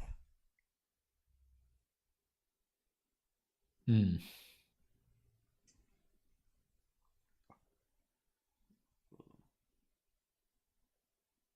2. Captain Marvel deserved better. Yes. Oh my. Oh yeah. Ugh. Hey. What a travesty that film was. My God. Another big mess.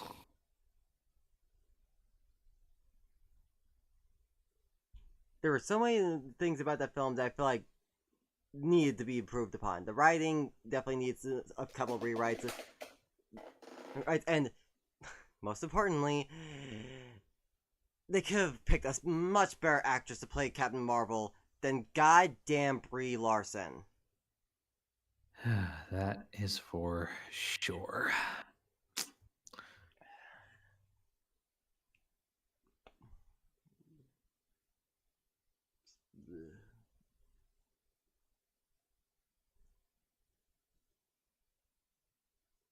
Captain Marvel's small role in the latter film brings up the question of why she was given such a substantial installment, but didn't really have much of an impact on her next appearance.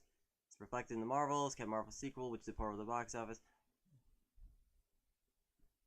This is more than likely a rare instance of the MCU attempting to play catch-up with the DCEU, as the latter debuted a successful female-led superhero film in 2017's Wonder Woman 2 years before Captain Marvel. Oh. That makes way too much sense. Yeah, honestly, I didn't even think about that.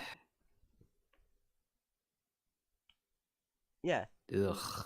Except unlike Captain Marvel, with Wonder Woman, they knew how to one, keep in mind Diana Ross's character, and 2, actually make it well written. Yeah.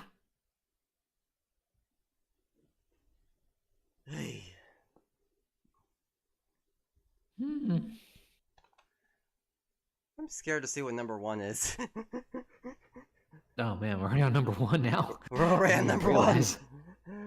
Oh, what is it? Number 1 is the CGI has been overused at this point. Yep. Oh yeah. Uh-huh. Fucking hell, especially when it comes to the costumes and the masks, especially. Oh, for fucking real. Like, I remember there was a time where the costumes were actually there. Yeah. Costumes were actually there. And I know, as uncomfortable as it could be, I mean, you gotta do what Christian Bale did. Use it. Use that feeling. Yeah, I mean, how long until they decide to make another Guardians of the Galaxy movie and they just CG the makeup onto Zoe Saldana as Gamora? It's They don't need to put on makeup. We'll just CG the blue on Karen Gillan.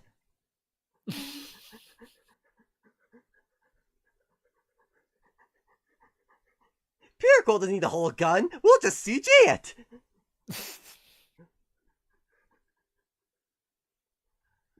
We really need to get back to putting more faith and money into the talented people that can make practical effects again. Yeah, and I am hoping that Beetlejuice ends up bringing that back, because from what I've heard, they used a lot of practical effects in that movie. Oh yes, they did. I saw it and I enjoyed it. Yeah, so I am hoping that sets a trend for Hollywood, that because Beetlejuice is doing good in the box office. I want Hollywood executives to see this, be like, okay, practical effects are doing the box office. We should do more of this. We need to. And we need to further develop the technology towards better practical effects too. I mean, I can understand how the trend was going for, CGI because it was relatively new and more possibilities are there. But I feel like that needs to take a backseat for just a little bit so we can get back to practical effects. Exactly.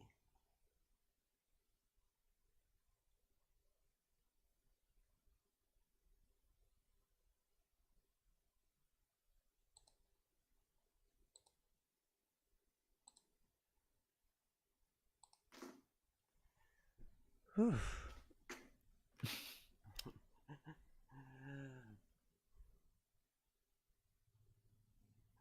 Well, there you go.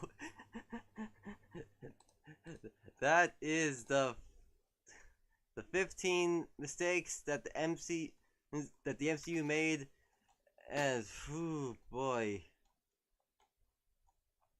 that was a ride. It was. Some we agreed with, others not. Majority we agree with.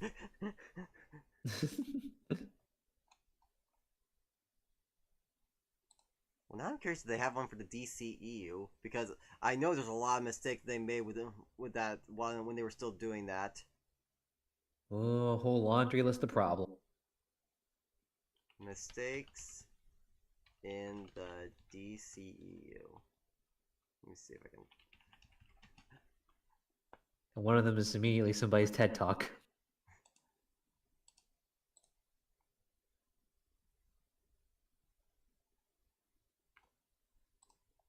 Here we go, from Screen Rant. The 10 biggest mistakes the DCEU made, according to Reddit. Is Reddit really a pliable source? I mean, it's a source. True. Alright, let's see what we got. Okay, number 10. Trying to catch up to Marvel too fast. Yeah. Oh, yeah. People often talk about how Warner Bros. Tried to catch up to Marvel too quickly, and while Warner Bros. May deny that they were attempting to replicate the extraordinary success of the MCU, it's hard to ignore this when looking at the facts. The official beginning of DC's cinematic universe was Man of Steel, which was released in 2013. It's important to remember that Marvel released the Avengers in 2012. And that movie grossed over $1.5 billion, where Man of Steel only grossed $668 million. Mic drop on Marvel. I mean, hey, you guys gotta at least give yourselves that you were just starting out. So, start slow. Nope, let's just go into Batman versus Superman. Yeah. I wonder if Batman v Superman came out around the same time Civil War came out. Wait. Civil War. Came out in... Okay, Batman v Superman came out 2016. Captain America, Civil War. That sounds about right, because I know... They literally came out in the same year! Yeah, that's right, because Civil War happened... I mean, not Civil War. Winter Soldier happened in 2014, and yeah, it was about 2 years later. Yeah.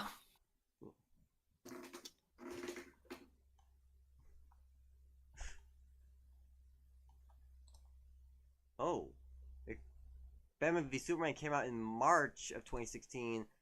Captain Civil War came out in May of 2016. Oh, Huh. Well, either way, Civil War kicks Batman v Superman's ass. oh yeah.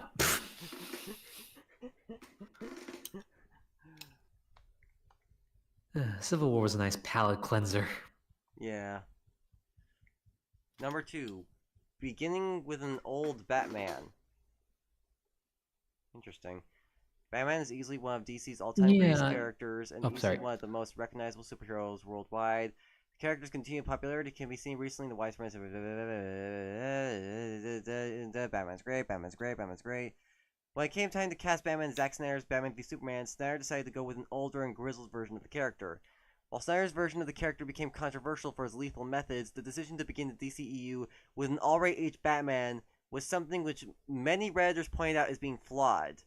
Apparently, one noted that putting an old Batman doomed the DCEU from the start. While the decision alone didn't doom the DCEU, it was already going to mean that Batman's place in the DCEU would be finite, something which fans of the character were never going to want. Yeah, that is a pretty good point. If you're going to start a whole universe and have Batman, maybe start a bit earlier in his time as Batman?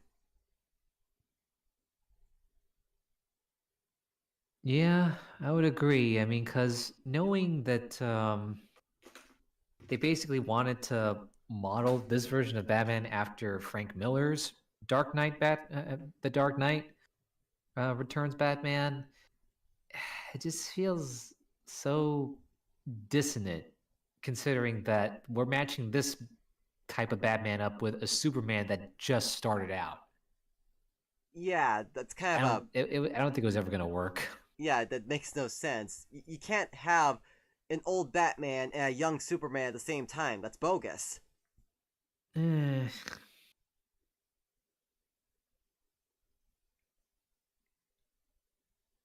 That's like having Hank Pym still be Ant-Man around the time Tony decided to become Iron Man. hmm. Ugh. 3. Killing Dick Grayson before the universe even got started.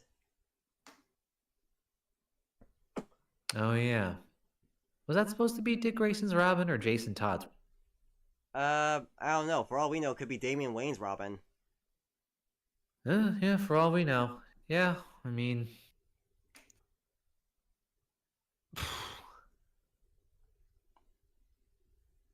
it definitely added fuel to the fire for the DCEU for being just so, what's the word? Unnecessarily dark.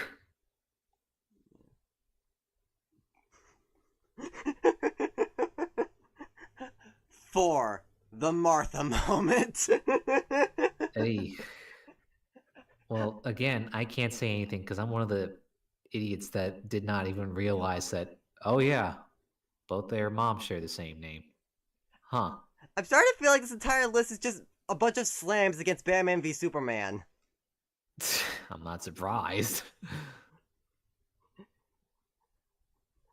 Because this is like, what, the third one now?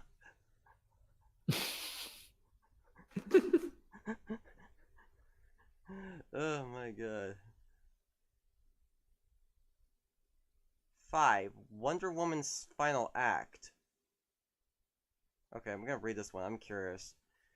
Wonder Woman was the first DC movie that received widespread critical acclaim upon the release. However, Wonder Woman was not without its flaws. Many Redditors and indeed critics at the time of release noted that Wonder Woman's third act is out of kilter with the rest of the movie. It's been widely reported that Jenkins was forced to change the original third act to a much more action-heavy CGI fest, and the result really stands out in an otherwise great movie. One Redditor highlights this by saying Wonder Woman did fall apart a bit by the final act, and the big smoke monster CGI fight, which even Patty Jenkins didn't want to do. Hmm.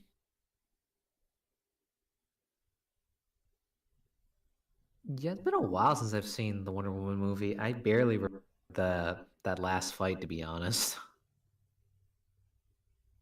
Same.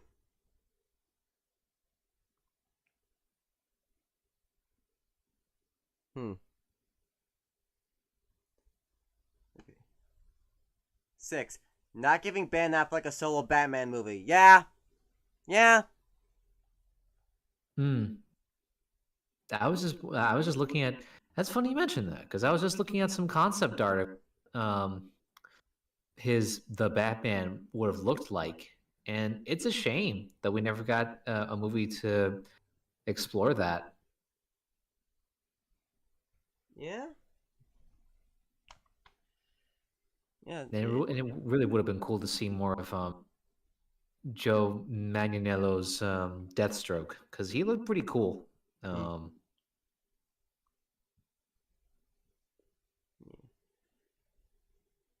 7. Making Birds of Prey a Harley Quinn movie. oh yeah, it was called Birds of Prey, wasn't it?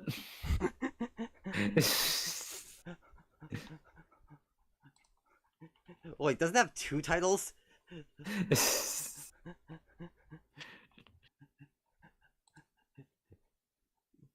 Yeah.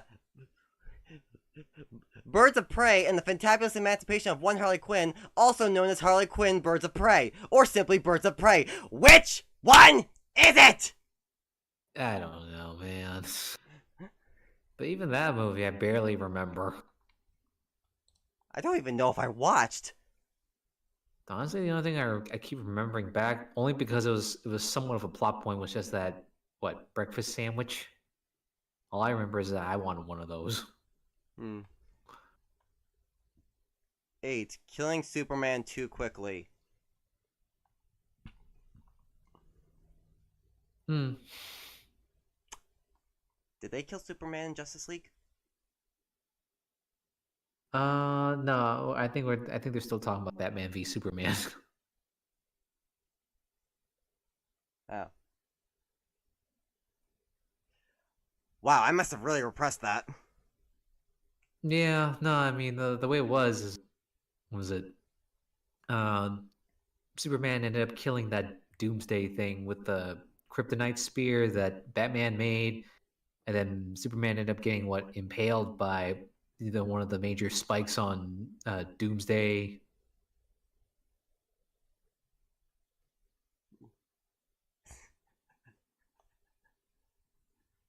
Yep, okay. The decision holds even less weight when Warner Brothers already had Justice League scheduled to release 1 year on from Batman v Superman, and everyone knew Superman would return. Yeah, I mean that's the other thing too. Yeah.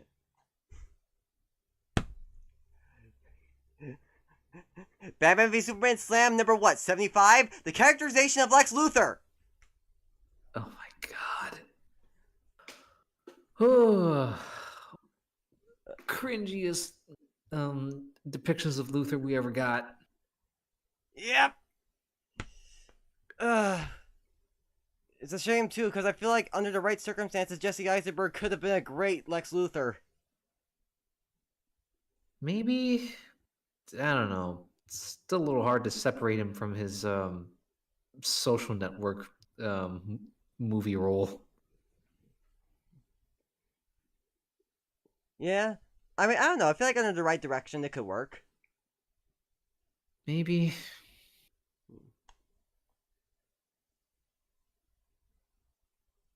Lack I mean, at of. least his head was shaved towards the end. That was a start. Yeah.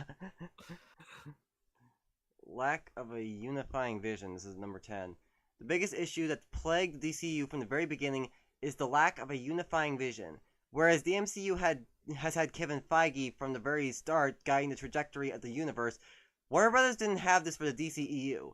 It was established early on that DC was in the rush to get their cinematic universe off the ground, and this led to disjointed storytelling across movies that were meant to be in the same universe.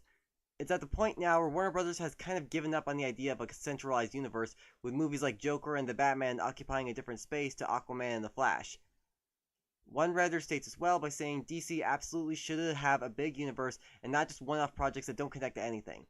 With the recent merger of Warner Bros. And Discovery and the uncertain future of many projects as the cancellation of Batgirl, it doesn't look like it's a... Okay. Right. And we're all holding our breath at how James Gunn's properties are going to do and how they'll connect if Yeah.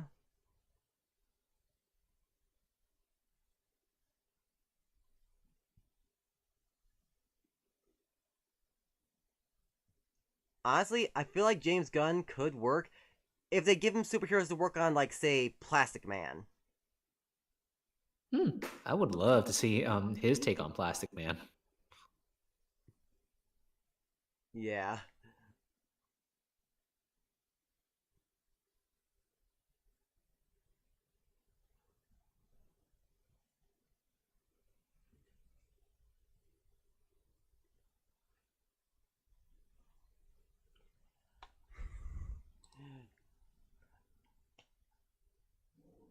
I love at the beginning we were like, we're gonna be reading through scenes from our favorite superhero movies, and now we're just like, let's go through all the different lists and debate about why and what makes these movies work and what doesn't.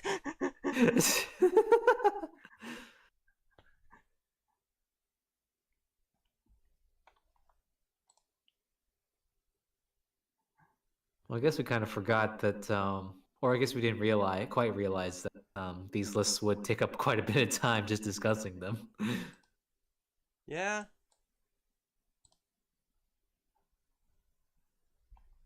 We have Go Green gives us a thumbs up. Thank you, Go Green.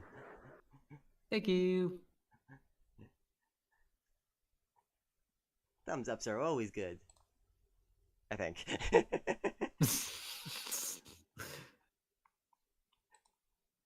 9 times out of 10 they're good.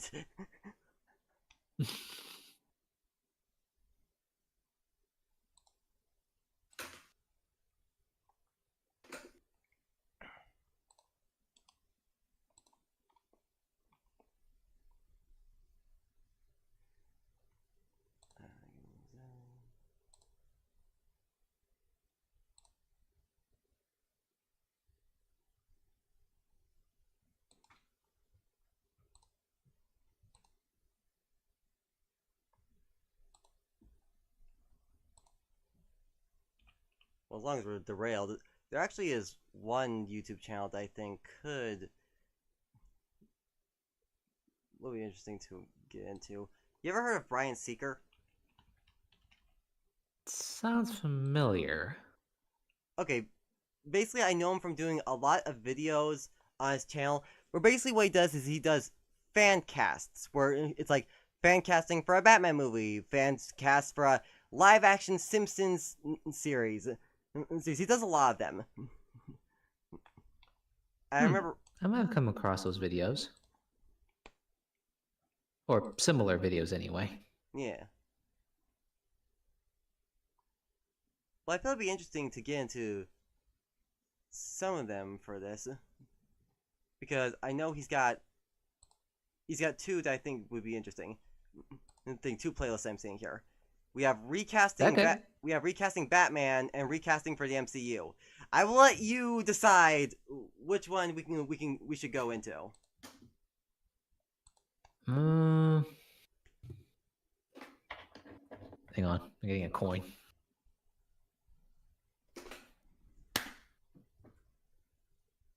Batman. All right, Batman. Okay. So what's going to be happening is I will be playing the video, and we will be discussing whether or not we could see the actor in the role. And if you want, I can send you the video as well, so you can watch along, because I don't know how well screen sharing will work, because I still haven't tested that yet with the new internet. Okay, sure.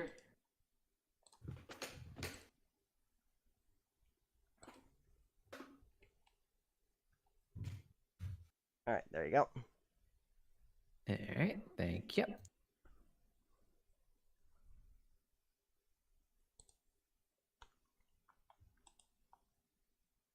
right, I'm gonna mute that.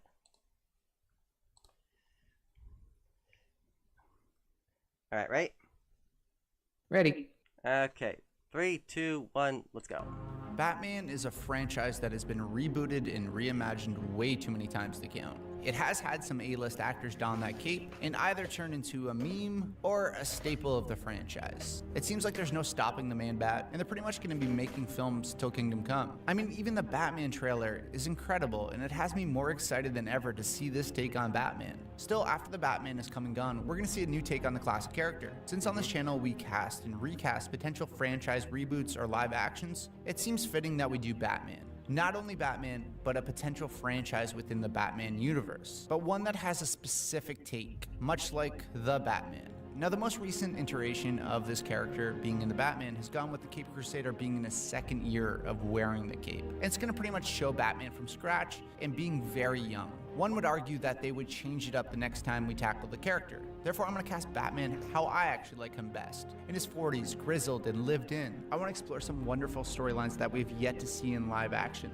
like Red Hood and Death in the Family. Specifically the ones that I know that Robert Pattinson's version couldn't tackle. This will be a little bit similar to the version that we previously explored with Ben Affleck, but they already had a dead Robin, and already kind of bit off a little bit more than I'd like to explore. Should not have killed Now, don't off get me wrong, Robin. I love the casting of the Batman, even Ben Affleck in the role. And honestly, some of those roles in the Batman, like Paul Dano for the Riddler, has always been my favorite choice. But still, it's fun to talk about hypotheticals and alternative castings. As always, there will be multiple episodes within the series, but today we are tackling Batman and his supporting cast. Next, we will move on to the many Robins, and then obviously more into the Batman universe, and later to the villains. But today we are talking about Batman, Alfred, Commissioner Gordon, and Lucius Fox. So let's recast the Bat. And it's worth noting that we will be pausing after each fan cast to give our takes on how we see the character. First off, we have Commissioner Gordon, a role, in my opinion, that Gary Oldman crushed. He's popped up time and time again in live action, cartoons, and many franchises, honestly. But when I just think of Commissioner Gordon, I think of Oldman's take. I really like the choice of Jeffrey Wright to take on this role, and I think he will do an amazing job. But if we're looking for an older, more grizzled Commissioner Gordon, like we're trying to set up, we need someone who's a working man, someone who isn't afraid to get their hands dirty and won't back down, someone who is the moral compass of the film and puts in the work to make Gotham a better place for him and his family. I do want that more grizzled version, but I also want someone who can translate their professionalism and their expertise, and they already have a relationship with Batman. I went with Bryan Cranston, who is yet to take on a comic book role of this size, but I think Commissioner Gordon is almost too perfect for him. He has that look I'm going for, he has that voice, and he has the gravitas for something like this. I just believe him and want to follow him and know he's doing things for good. He can play soft and warm around his family, or play that cold and angry within the harsh Gotham. He's my first and only choice for this role. O'Donnell. Somebody's responsible. When things happen, Jack, I'm responsible. We need to confirm those 7 tickets out of Tehran on Swiss Air. Eddie, shut that down. I say it's back on. I can't do it. It's backstopped. Wait a minute. What the hell are you talking about? Backstop? What the hell does that mean? Carter's got to say yes for us to get the tickets. So Bryan Cranston as Commissioner Gordon. Okay. What's your take on this? I like it. I mean, that's a good point. I didn't even realize is that Bryan Cranston hasn't been involved in any kind of well, I mean, not any. I mean, he obviously has done voiceover related projects here and there, but he hasn't really had any sort of live action related role as in a superhero movie, has he? So I think he would make a pretty cool. He would make a cool Commissioner Gordon for all the reasons that were stated in the film. I mean, in the video. Yeah, I definitely agree. I could definitely see him working as Commissioner Gordon.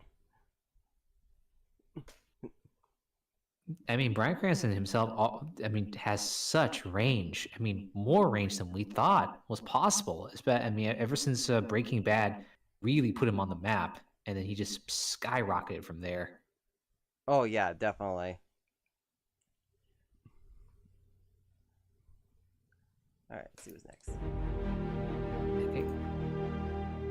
Next up, we have Lucius Fox. I actually believe Jeffrey Wright is actually more perfect and would have been great for this. He's actually my first choice for Lucius rather than Commissioner Gordon, but still, for looking elsewhere, I want someone who has that gentle touch of Lucius Fox, but can be commanding on screen. We need someone who can show they can run that business, but also show they have intelligence and can eventually come up with prototypes such as the Batwing that Lucius created. I want Giancarlo Esposito, who has definitely shown us he has the voice and the persona to bring something like this to life. Now, he's definitely lent more towards the villainous side in past roles, but you can see he has the commanding nature, as well as that intelligence. And as we've seen in The Boys, it shows that he can really take on that leadership role within a company. That you are under a misconception that we are a superhero company. We are not. What we are, really, is a pharmaceutical company. And you are not our most valuable asset. That would be our confidential formula for Compound V, which you, man-child that you are, released into the wild. I think he could slow things down, soften up, and really do something wonderful here. So Giancarlo Esposito as Lucius Fox.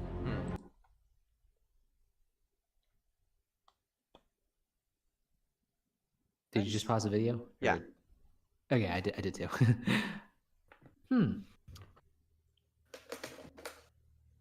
It would definitely be an interesting departure for his for the roles that he has done in the past so far. He would definitely make an interesting Lucius Fox. Because I was thinking, hang on.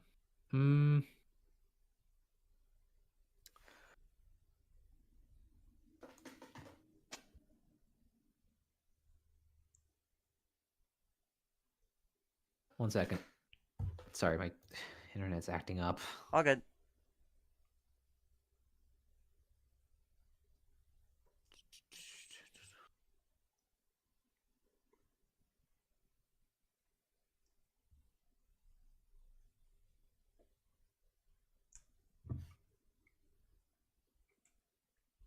Well, then again, I don't know if he was too young. Because, I don't know. No, it would definitely be cool to see Giancarlo Esposito as Lucius Fox, because he definitely because with the example they were just showing of him in The Boys, it would have been really cool to see him going over any various inventions and gadgets made for Batman, and how he goes over them. But I was also thinking, well, no, I don't want. I don't want to jump ahead. Let's just focus on Giancarlo for now. I think he definitely has a certain commanding and authoritative presence for sure. So really, anything that comes out of his mouth, well, you can definitely believe he is an authority on the subject. Yeah, no, I'd be interested to see him as Lucius Fox. Yeah, I'd say there's potential there. It would just have to be under the right director, because as he said, the way Giancarlo usually acts, it's usually a bit more authoritative, a bit more villainous, shall we say. Yeah, that's my only other concern is how much do you think they might have to have him rein it in a little bit, because we don't want him overshadowing Batman entirely, you know? Yeah. Though that being said, if they decide to go in the direction of making Lucius become a villain down the line, it could be an interesting take.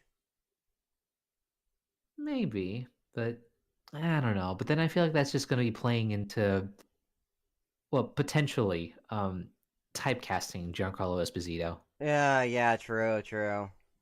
Yeah. So no, it would be cool to see him take on the challenge of a role. See if he can, what's the word? Understate his authoritative presence a bit, because I feel like it's there. Maybe the challenge is trying to rein it in a little bit. Yeah, I could see it. Yeah. All right, gameplay. Oh, Next up, we have Alfred, our main man who's there for Bruce through the thick and thin. Now, I have many choices for this role, but unfortunately, I think we have to go a little bit older. If Batman is in his 40s, that means Alfred should roughly be in his 80s. I know there's the typical, oh dear, an older actor dying, he's too old for this role, but this is a hypothetical, so there's no reason not to go that old. Now, I actually love Alfred in every single live action, but for different reasons. Jeremy Irons is great for that more analytical version. Michael Caine really nailed that emotional complexity. And even Michael Gough is really undervalued for his portrayal. But I've always loved that hint of sarcasm and humor to Alfred. We've seen a couple versions like even Caine or Gough that have kind of touched on this. What is the point of all those push-ups if you can't even lift a bloody log? But since Batman is an extremely dark character with very little humor, I think it's nice to have Alfred lighten things up from time to time, and it'd be great for the comic relief of the story. I went with a classic actor. That man is John Cleese. He fits in that English stereotype and is, of course, 80 years old, but he still has that wit and that humor. He's obviously best known for his work on Monty Python and his comedic genius, but I feel he actually has a soft yet harsh nature that would work really well for this role. So it was only when your world was threatened with destruction that you became what you are now? Yes. Well, that's where we are. You say we're on the brink of destruction, and you're right. But it's only on the brink that people find the will to change. Only at the precipice do we evolve. And definitely be fun with a self-serious Batman. I don't want this film to be humorless, and Cleese would help bring that comedic relief. So John Cleese as Alfred.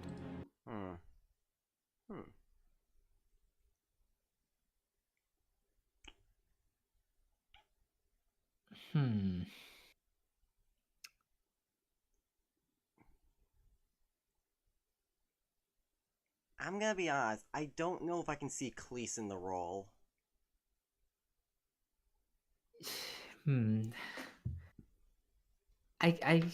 Yeah, because I get what he's going for. I mean, the witty sarcasm to light things up. I mean, Cleese could do that, but I feel like maybe there's too much coming from John Cleese if we brought him in as Alfred to do that. Yeah, You know, I feel like it'd be a little disjointed. yeah. I feel like we need someone that can do the serious stuff and stuff, but also have some sort of. You need to be funny, but also dignified. You know, an alternate that comes to my mind immediately, Jeffrey Rush. Yes, I like it. How old is he now anyway? He's got to be in his 70s by now, right? Alexa, how old is Jeffrey Rush? Jeffrey Rush is 73 years old. Okay. Because honestly, what I was thinking of was his character from The King's Speech. The way he's able to, what's the word? Because I know he can definitely take on getting under the emotional baggage of another person, and Alfred definitely does that. And yet at the same time, in between, he also has that sarcastic wit and levity in between as well, while being, you know, serious and in his work as well. So and I feel like that's Alfred to a T. Oh yeah, definitely.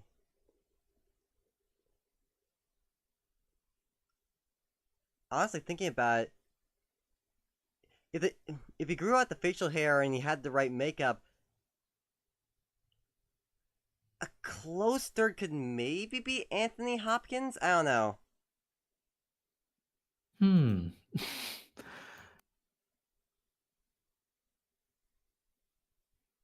It would be interesting. I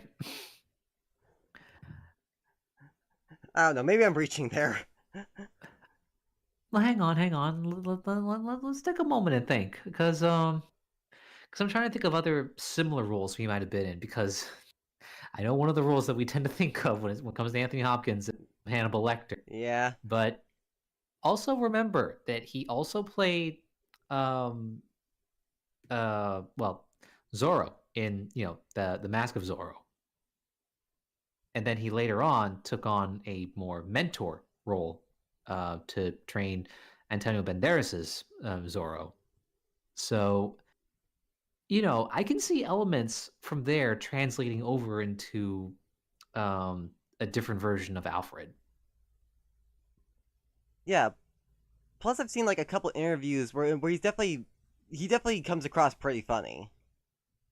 Oh yeah, no, the man has a sharp humor about sure. Yeah. So, but yeah. All right, play. As for our main character, there are a ton of options I love for a younger Batman that would work incredibly well, but this one is older, more seasoned. Now, the Batman I'm casting should be more comfortable in the cape and be pretty much a veteran at this point. I want someone who can play the darker side of Batman, but the suave nature of Bruce Wayne. It's also important that the character can nail that bat voice as well. We don't want to end up with something that feels unnatural. Obviously, I want an actor who can take out Batman, but someone who can also portray a mentor and eventually a father. I love Josh Brolin for this, but he's already played Cable and Thanos. I think his voice in those personas might be too interlinked. He's also 5'8", which doesn't scream Batman to me. So that's why I thought the only choice here, and my first choice, is Karl Urban. The man has enough star power to pull you in, and has been in amazing franchises like Lord of the Rings or even Star Trek, so he can hold himself under the weight of Batman. But I want him to take on Batman because I can actually see him as Batman. He's 6'1", he's built for the role. But more importantly, his entire career up to this point might as well be an audition for Batman. In Dread, it shows he can act his ass off with only the lower half of his face. And he shows you can have that confidence in that bat voice and definitely can don the bat suit. I tell you what I think. I think if we'd executed you on the bust, Mama would have let us walk out of here. What she doesn't want is you taken back to the sector house. She doesn't want you interrogated. She's afraid of what you might say. And that's got me curious. In Star Trek, he shows that he can play confident intelligence, as we'd see in Bruce Wayne. You joined to see if you could live up to him. You spent all this time trying to be George Kirk. And now you're wondering just what it means to be Jim. And in The Boys, he plays someone who is on a mission and consumed by it. A lone wolf who realizes they need others, which is very Batman-esque. As well, he takes on Huey as an apprentice per se, which shows he can lean into that role that we're trying to cast as well. He has literally shown us he can play every single side of the character we're setting up within this universe. And wondering when you'd remember you left your helmet behind. Sir, a helmet can interfere with my psychic abilities. Think a bullet might interfere with them more. So Karl Urban as Batman.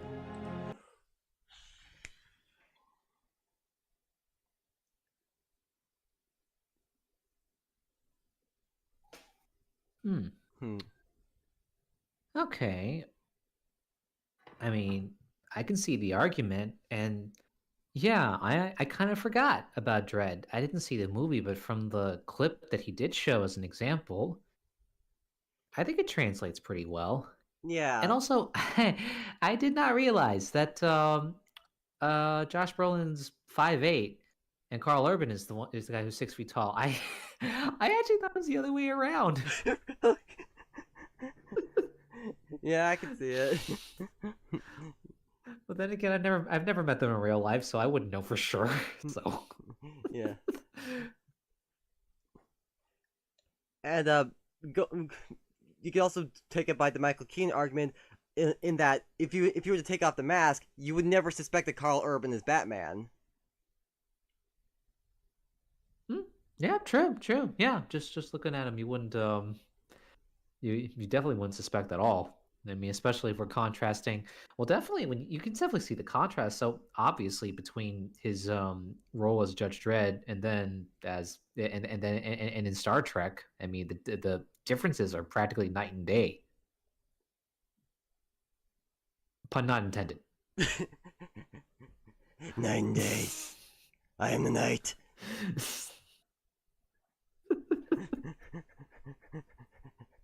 I am the night.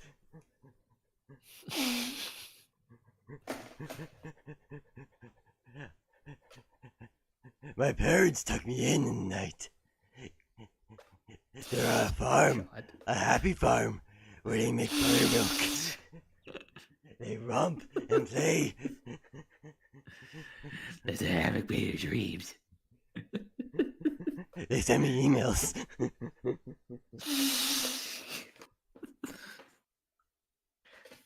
How do you even feed yourself? Through the hole I cut in my back.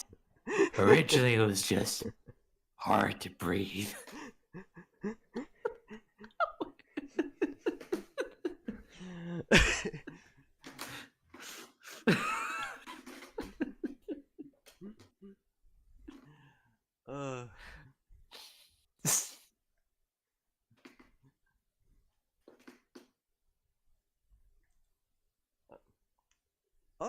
The top comment is Bryan Cranston voiced Commissioner Gordon in the Year One animated movie.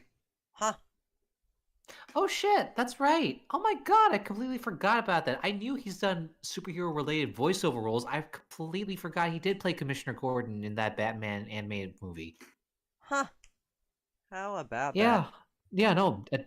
I would recommend I would recommend it as a good watch because the Batman Year One, most of it is told from the perspective of Jim Gordon, and it is a treat to listen to Bryan Cranston narrating and talking about most events as Commissioner Gordon.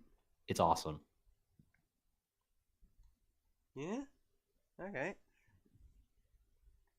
I can't believe I completely forgot about that. Yeah, it's all good.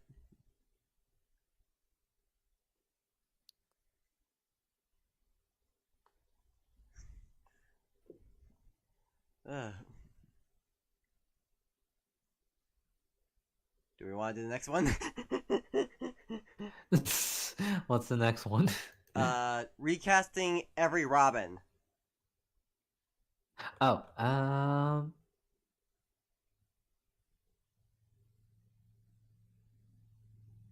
okay, sure, why not? I mean, it's only 9 minutes, and we still got time. Yeah, we literally have like 40 minutes to spare. Yeah. We got plenty of time. We got nothing but time. We got time to kill.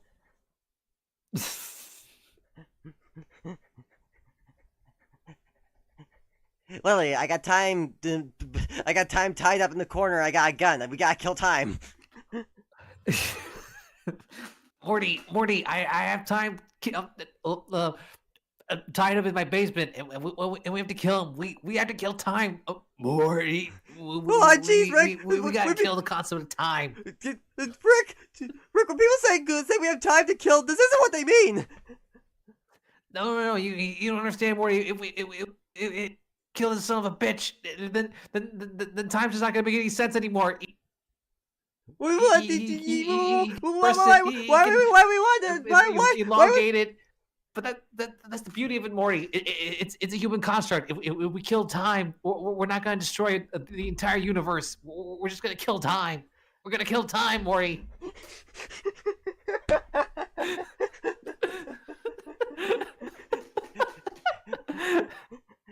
If we kill time, then maybe. If we kill time, then maybe we'll be back in 1998. And I can get some of that McNugget sauce, Morty. I can bring back the McNugget sauce. The McNugget sauce will be back forever. God. Come on, you're still on that. We can bring back the McNugget sauce because time will be dead, and we can be any year you want, and we can make it 1998. I can bring back the McNugget sauce. I can bring it back the Mullen McNugget sauce, Morty. I can finally fulfill my series arc. I can finally retire from Rick and Morty and have all the McNugget sauce I could ever want. I can have a swimming pool full of Szechuan McNugget sauce, and I can dive into it and be like, that's a nice McNugget dipping sauce bath tub, hot tub, swimming tub.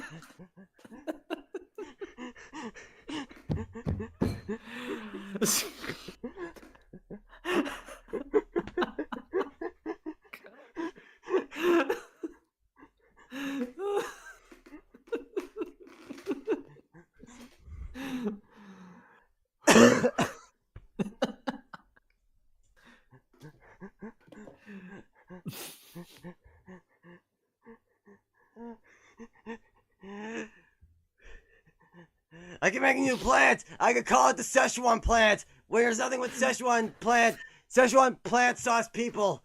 Szechuan sauce plant grass. Szechuan grass plant sauce water grass. Szechuan plant sauce grass. Szechuan. Uncle Rick, are you drunk again? Morty. Here's my reverse ask. When am I not drunk? Oh, good point.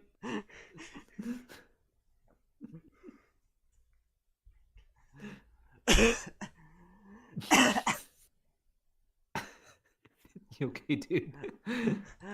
I'm fine. I'm just dying.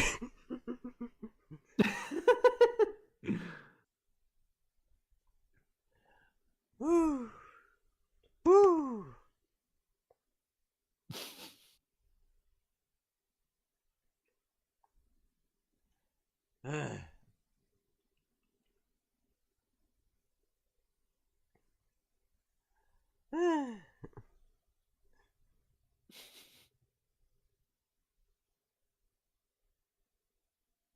So Robbins.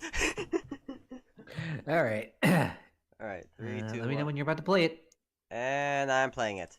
Batman is a hero I've always associated with being a lone wolf. That's likely because of the large majority of live action films he's portrayed that way. But there are a number of characters, specifically in the comics, but even in a couple live actions that pop in and out to either help Batman or be a sidekick to Batman. I mean, there's a reason why people say I'll be the Robin to your Batman. Now, Batman in the Bat family is something that's either really never been touched or it's been kind of laughable in Joel Schumacher's version.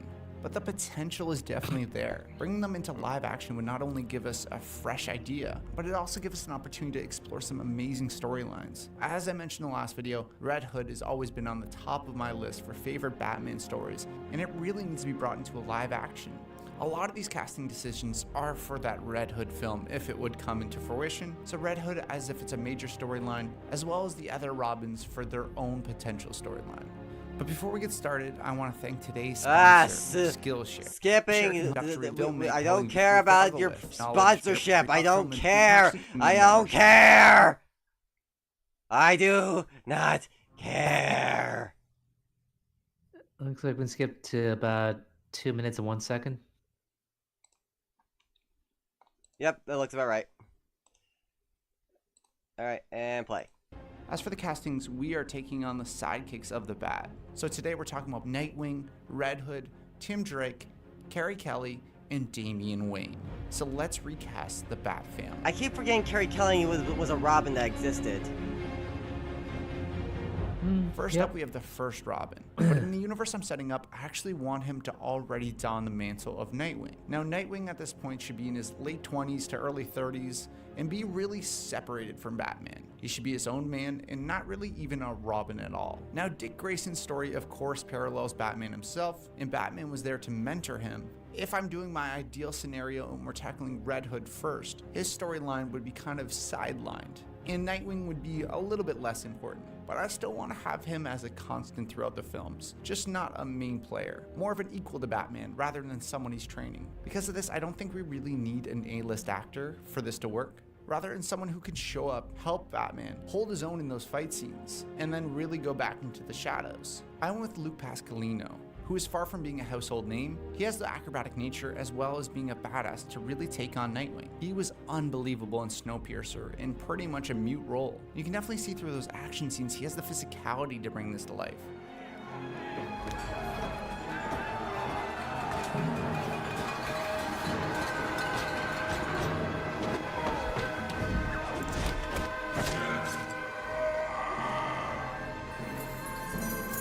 Has been in Snatch where he does don a super thick accent, but he shows he can really act. He has that cool and badass nature needed for Nightwing. He's a star in the making and has the chops to be an A-list actor. I can see him doing a great job, and this could be his star-turning performance. Very well. I'll fight both of you. So Luke Pasqualino as Nightwing.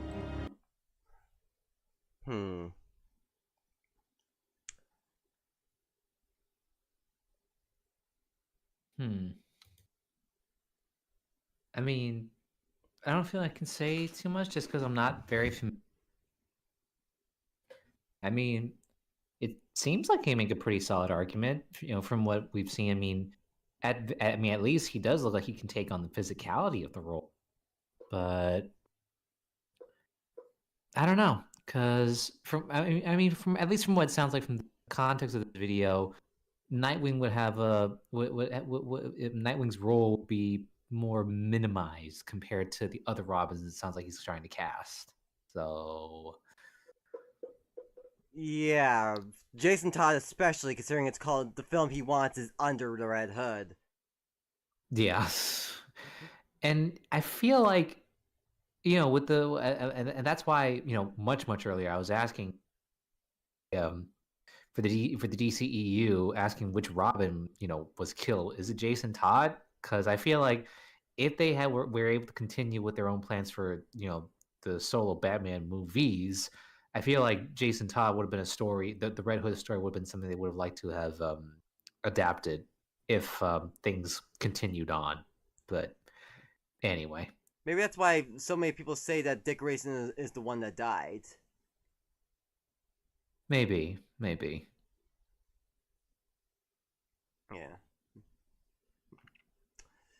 All right, moving on. Next up, we're going to tackle Carrie Kelly, a Robin who's a little bit less popular with the fans. I know her best from Frank Miller's Dark Knight Returns, where she works pretty well in my opinion. Now, I don't think Carrie Kelly would be set up right away within this universe, and if she was, it'd be completely separate than Red Hood. Now, Kelly is a 13-year-old girl and actually becomes Robin after she saves Batman's life. Her personality is a nice contrast to Batman, being more spunky and willing to do anything. She is a strong character who's looking for action and is sharp with her dialogue. I went with Sophia Lillis for this role, who is best known for her role in It, and has shown she can really play this personality and strength of character, even within a group of boys. She makes herself known and stands up. You sure they got the right stuff to fix you up? She is bordering on the older side, and she recently turned 18. But if we're going to tackle Carrie Kelly in Dark Knight Returns within the first story within this franchise, she would definitely work. She exemplifies the look but the feeling for this character. Even in I'm Not Okay With This, she shows she can do wonders in this role. Seriously? Excuse me? Dina's been studying this for weeks. Now Brad cheats off her and she has to fail the test. I mean, that is such bullshit. So Sophia Lillis as Carrie Kelly.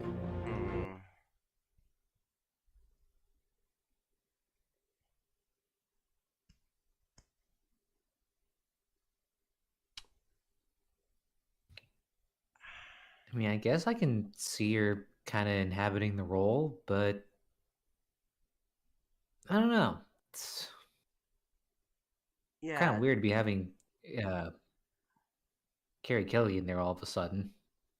Yeah, but I don't know. If she's got to be in there, then I think I can think of someone maybe a bit better suited for the role, given the age she's at right now. I'm kind of thinking Sadie Sink. Sadie Sink. She was Max in Stranger Things. Oh, right.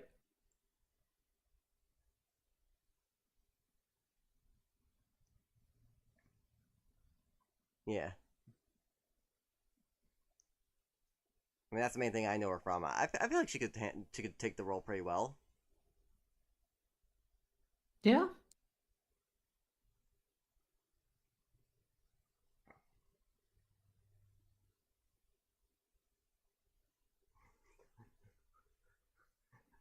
Also, I'm not gonna lie, I don't think this was a good Photoshop job. I don't think so either.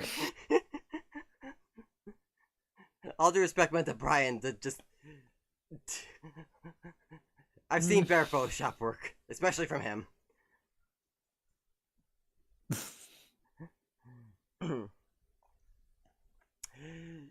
Anyways, moving on. Okay. Next up, we have Tim Drake, or Red Robin if you'd prefer. Now, Tim Drake is a natural. I think even Nightwing once said he's the best of them all, and he'd fit into the shoes of Batman well.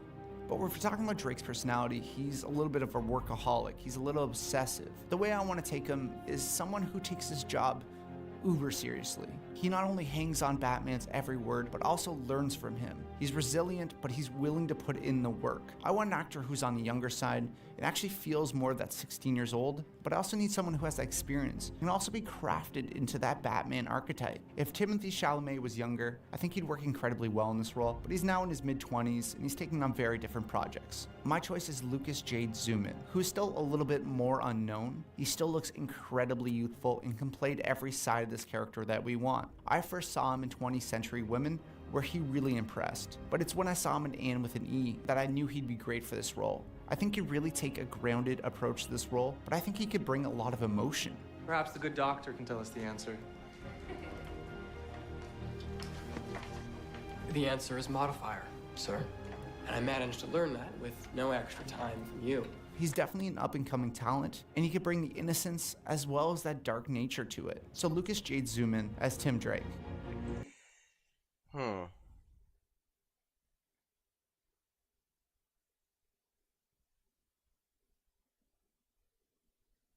This is quickly becoming tricky because I have so many of these actors I've never heard of. Yeah, and I don't know, maybe that's the advantage they have going, because we don't know too much about them, so therefore we have no set expectations, maybe? Yeah. But I mean, with this kid, yeah, I could see him being Tim Drake. I think he could pull it off. Oh yeah, I mean, from the examples that they're showing, I mean, knowing that what Tim in the comics is like, I could see it. Yeah. Moving on. Next up, we have Damian Wayne, the son of Batman himself. He is genetically engineered and has an interesting story, even though he's really not my favorite. Now, I've not always been a fan anybody's of the favorite? son/daughter storyline, and I always feel like it's a little bit unearned, but Damian Wayne is still somewhat of a fan favorite, and we can't just miss him on this list because I am not the biggest fan. If I had my way, Damian would be an unknown Middle Eastern, far younger than the rest of the cast that we talked about today. But I had a tough time within those parameters. Rather, just like Kelly, if we were to cast Damian, it would have to be for that first film. You would toss out the idea of Red Hood and we'd focus on the son dynamic. And if we were going to focus on that storyline, an older Damian still would work. That's why Aidan Gallagher is great. He's shown he can play morally questionable, brutish, and even selfish, but he can also grow as a character. He is 17 at this time, which is much older than I'd like, but Aidan is so perfect for this role, I just can't overlook it. I'd ask what you're up to, Klaus, but then it occurred to me. I don't care. So Aidan Gallagher as Damian Wayne.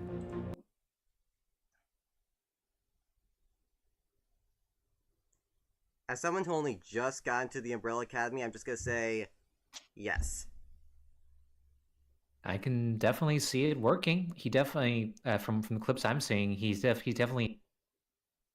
definitely pull off the same kind of snark and slightly haughty attitude that Damian Wayne has. Although I was also going to say, comics-wise, right now, I mean his character is much better than when saw him for the very first time in the very early stages of his debut. So, no. But anyway, outside of that, I can definitely see it working. Yeah.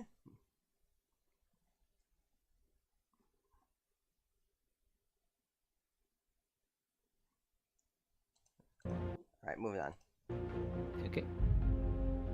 Lastly, we have Red Hood, the Robin who has the most interesting story, in my opinion. Now, I've been saying it for years that Under the Red Hood needs to be done in live action. It's complex, it shows characters, it shows growth. It's an amazing Batman storyline. Now, if I was gonna tackle Red Hood, it would probably be in the second film, set up Batman, do something a little bit more typical, and then do it in the second film. So it's important that we have an actor who can do it all. Not only take on the role of Red Hood, but those flashbacks, or even potentially him as Robin at some point. I know a lot of people want Jensen Ackles for this. In my opinion, he's aged out of the role, so we definitely have to look elsewhere. We need someone who's still boyish and youthful enough that he can be believable as a Robin, but someone who has that gravitas and that nature that can be believable as Red Hood as well. My only choice for this that can work both ways is Taron Egerton. He has shown in the Kingsman franchise that he can bring a similar nature to this role, but also he can play dark and disturbed as we saw in Rocketman. he definitely embodies a role as we've seen in the past, and he could really bring something wonderful to this. The same way that we saw him in Kingsman taking too many risks and being a little bit chaotic at some points, we could see that in his Robin. Then we could see that darker tone that he brought in Robin Hood and things like Rocket Man. I was Robin of Locksley, a crusader under the flag of the King of England. Then I was the Hood. Now I really don't care what you call me, thief or lord. He's a very capable actor who I think could bring a lot more dimension to even a role with so much. So Taron Egerton as Red Hood.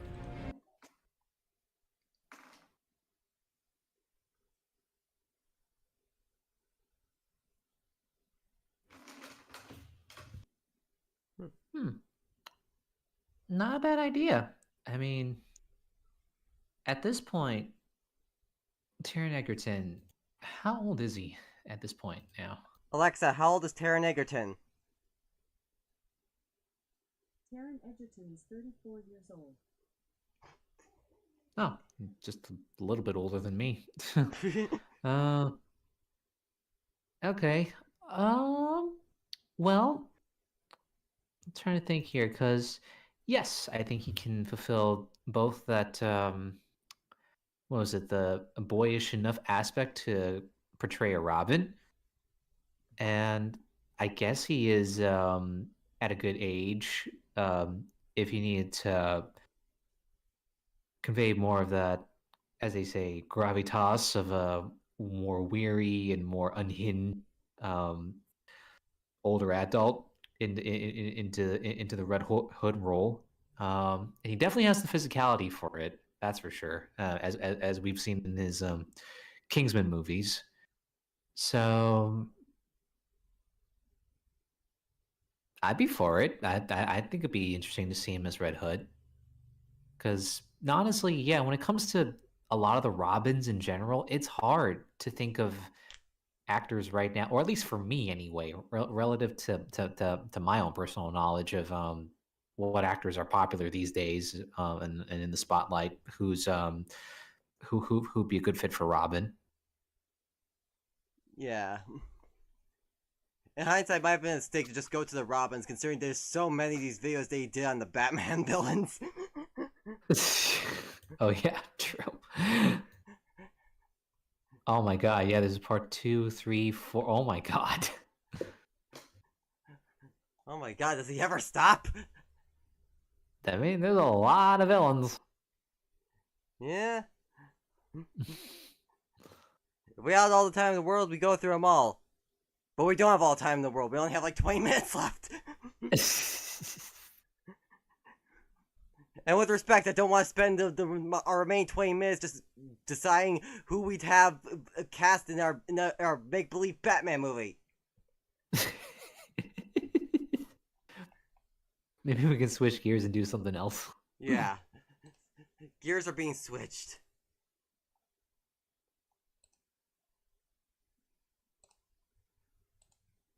What do we switch the gears to? Ooh. Well, I don't know. I forget if we've done something like this, but hang on. I have an idea here. I'm just having a hard time phrasing it. But it's along the lines of what what studio would you want to see take on what superhero movie? Or not superhero movie. What superhero? If we had a studio take on and make a new original game for superhero, what style would it be? What studio you think it would be able to best do it?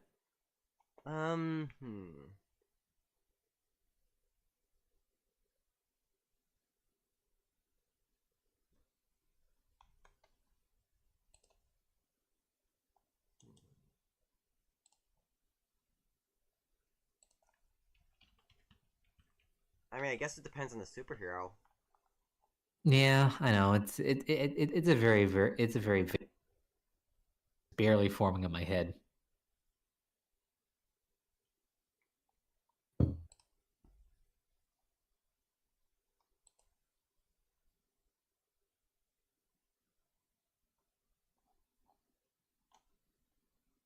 I mean, I guess one that pops into my mind might be interesting is Don't Not Entertainment. These are the guys that are behind the Life is Strange games, and I feel like if they had the opportunity to, I feel like they could make a really stellar Batman game.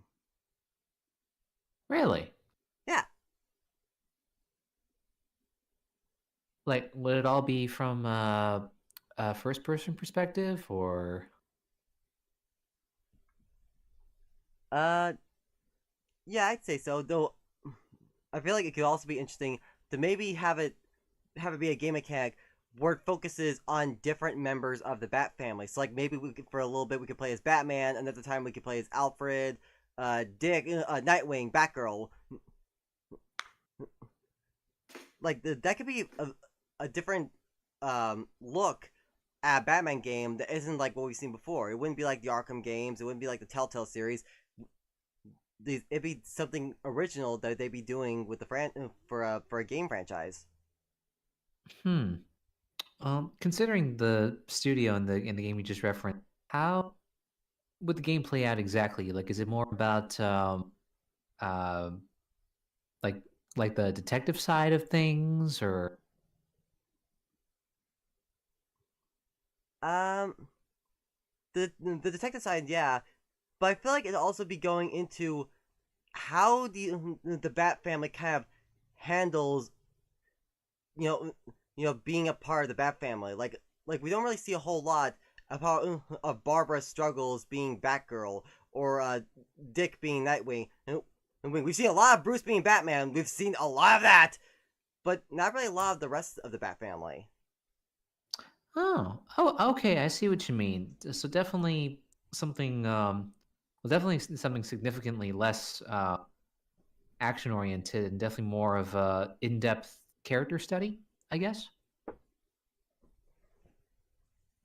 Essentially, yeah, because Hmm. usually when you think of superheroes, you usually think, oh wow, wow, action, crime fighting, yeah, yeah, yeah. It isn't until you see things like, say, the Arrowverse, where they focus on the action, but they also focus on more the in-depth struggles of the characters. And I think that would be interesting to tackle that in a video game format with the Bat family. Hmm. I I would like to see that.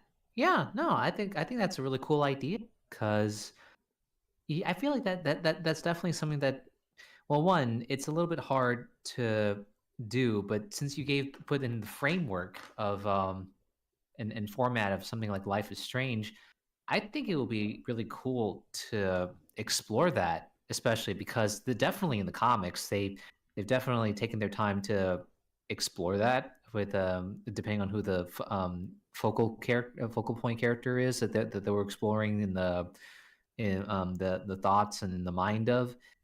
It would be really cool to see that conveyed in a video game for sure. Yeah. And especially because so many indie games out there um, are more about are definitely more introspective. It would be really cool to see that applied to something as popular as a franchise as Batman. Yeah.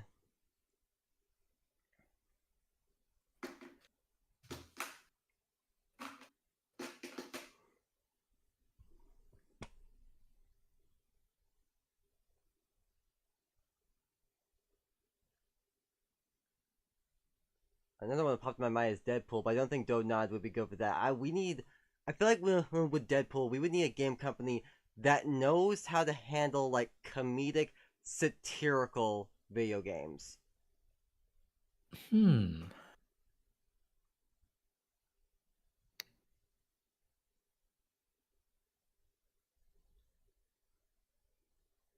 And thinking about it, I'm realizing there aren't really a lot of those. Not really. The only example that pops up in my head, even though I've never actually played the game, but I've seen enough clips to see how um zany and meta it can be, considering who the creator is behind it. Um, hang on, I need to look it up just so I can get the title. Um,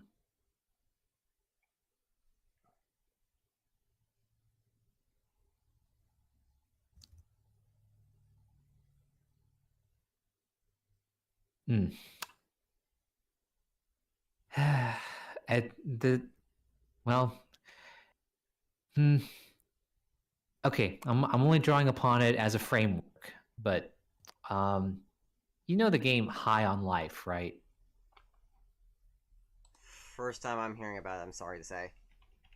Ah, okay. Well, it's definitely the well. I mean, well, it was a game that Justin Roiland was heavily involved in. Um, but it definitely has his sense of humor and definitely knows how to pull off uh, meta commentary and definitely knows how to f with your mind.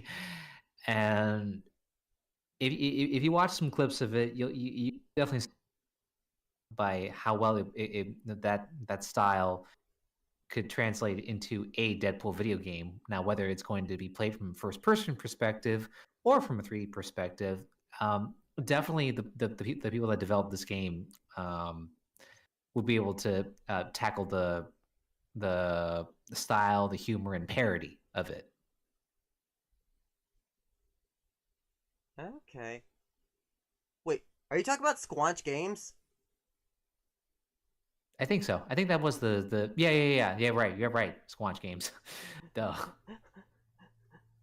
All right, I know about them. They worked on the accounting VR game. Accounting.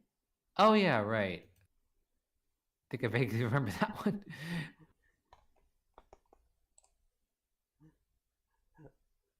That game was great.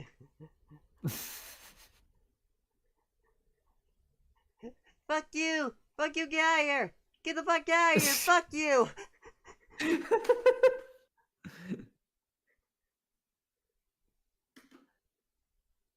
Ugh, God.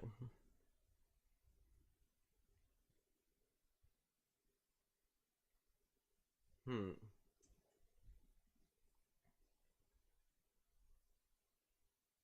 Ooh. Okay, here's my question. What is one superhero do you feel needs their own animated movie that they haven't gotten yet? Hmm.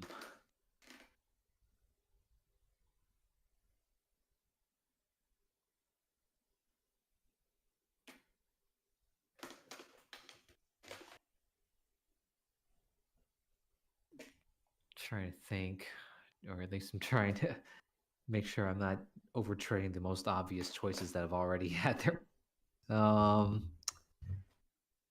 Do you go one off the top of your head?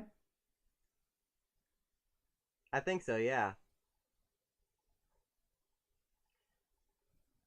Blue Beetle.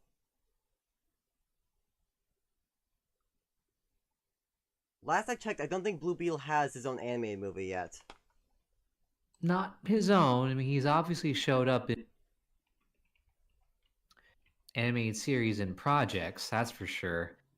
But it would be cool to see him have his own solo movie. Definitely a movie dedicated to him. Yeah, either Blue Wait. Beetle or Green Arrow. Oh, sorry. Yeah, the most Green Arrow got was one smaller shorts. I think it was called DC Showcase Presents or something like that. Showcase, yeah. Yeah, it would be cool to see a dedicated movie for him as well. Although for Blue Beetle, I was going to ask, are we talking about Jaime Reyes or Ted Cord or Jaime Reyes? Okay, yeah, I was going to say, well, no matter which depiction or incarnation of Blue Beetle, I don't think you can go wrong. It would be cool to see a dedicated solo movie on any of the Blue Beetles. Definitely Jaime Reyes, for sure.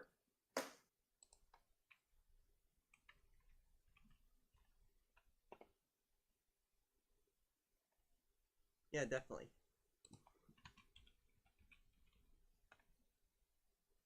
And to a lesser extent, the Flash, but not Barry Allen. I'm not talking about Barry Allen. I'm talking about the one that came before him.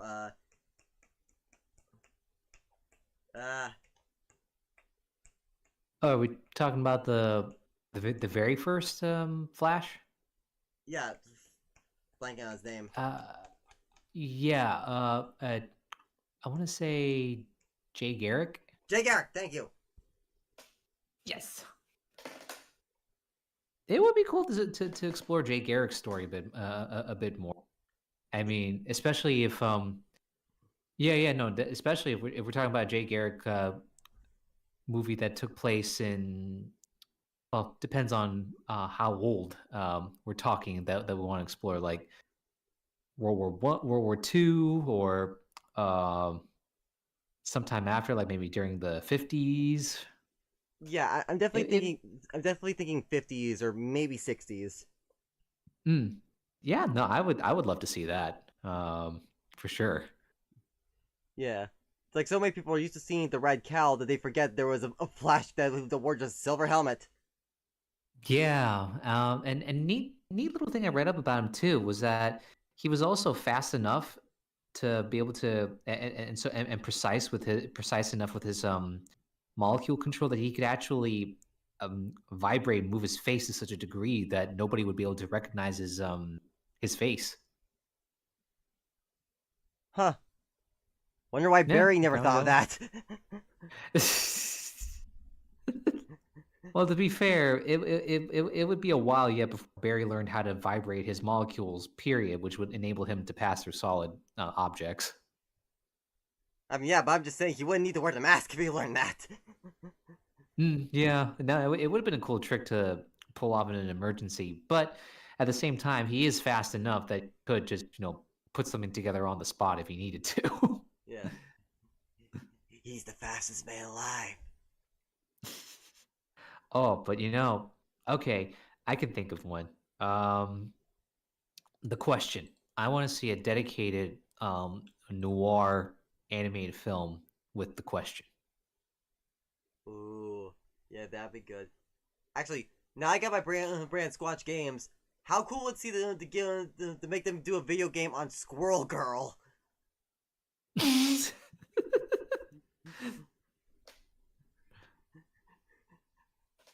Like, when you really think about it, Squirrel Girl doesn't get a lot of attention outside of the comics. Yeah, I guess not. I mean, she's definitely referenced a good number of times, especially for, I don't know, smaller game properties here and there.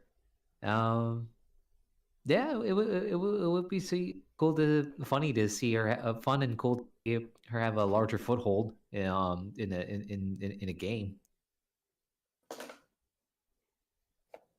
Yeah.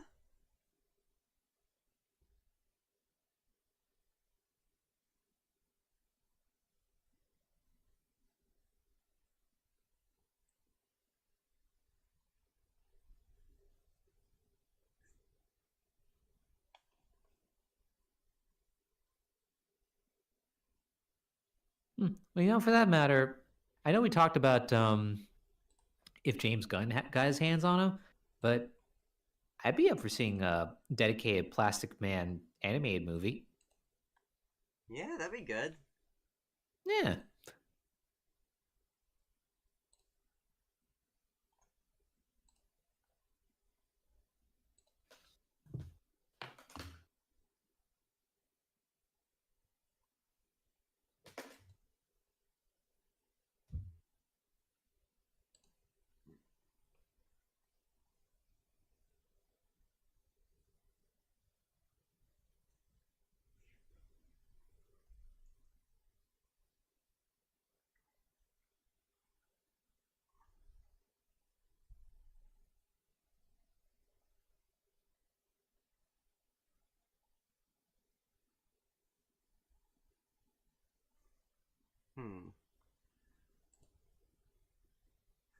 Well, we only have a couple minutes remaining in the stream, so I guess as we close off Super Timber, how do we close off Super Timber? Background noise, background noise, background noise, background noise. Background noise, background noise, background noise.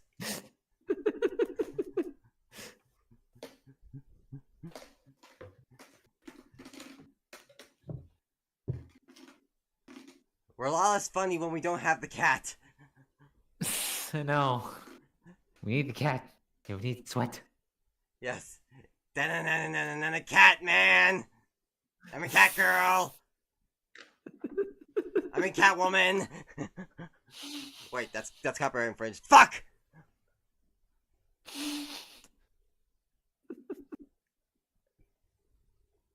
Cat person. Jefferson. She cat. They cat.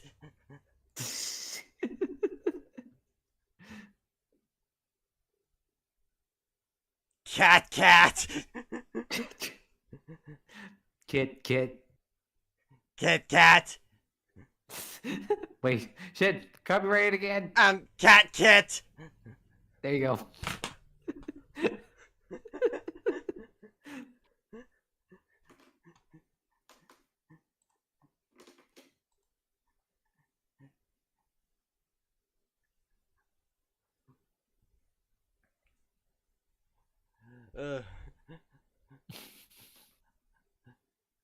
Amazing how at the start we were saying we were gonna be reading through lines and scenes from superhero movies, and here we are at the end, having not read through a single scene from a superhero movie. No, we didn't do that, did we? Nope. Damn it.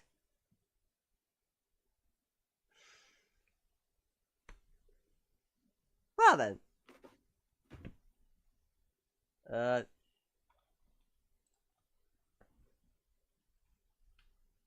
You know, I'm gonna quickly rectify that. We're gonna do the scene that has been quoted to hell and back. Okay.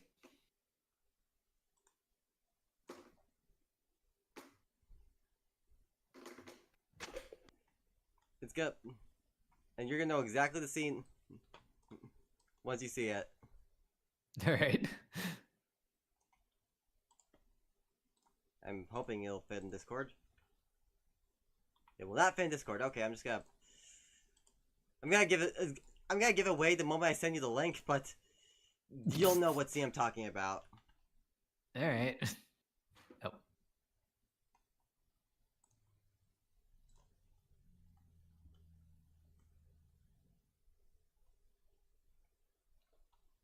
Alright.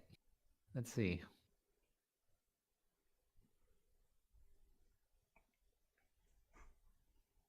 You know the one, don't you?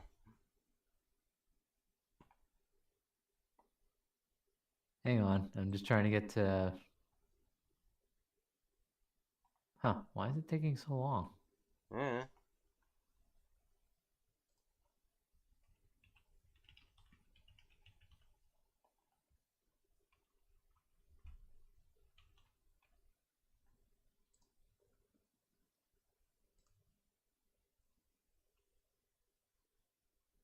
Alright. Okay. Yep. There it is.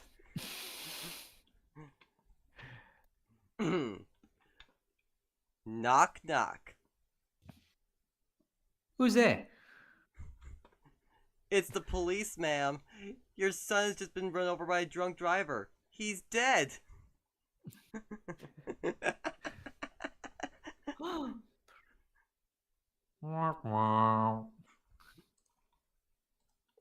Oh, no, you cannot joke about that. Yeah, that's not funny, Arthur. That's not the kind of humor we do on this show. Okay, yeah, I'm sorry. It just, it's been a rough few weeks, Murray. Ever since I killed those 3 Wall Street guys. What?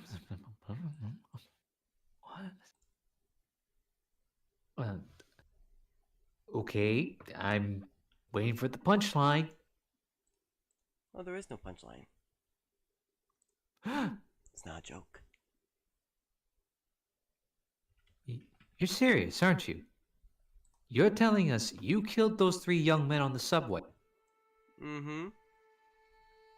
And why should we believe you?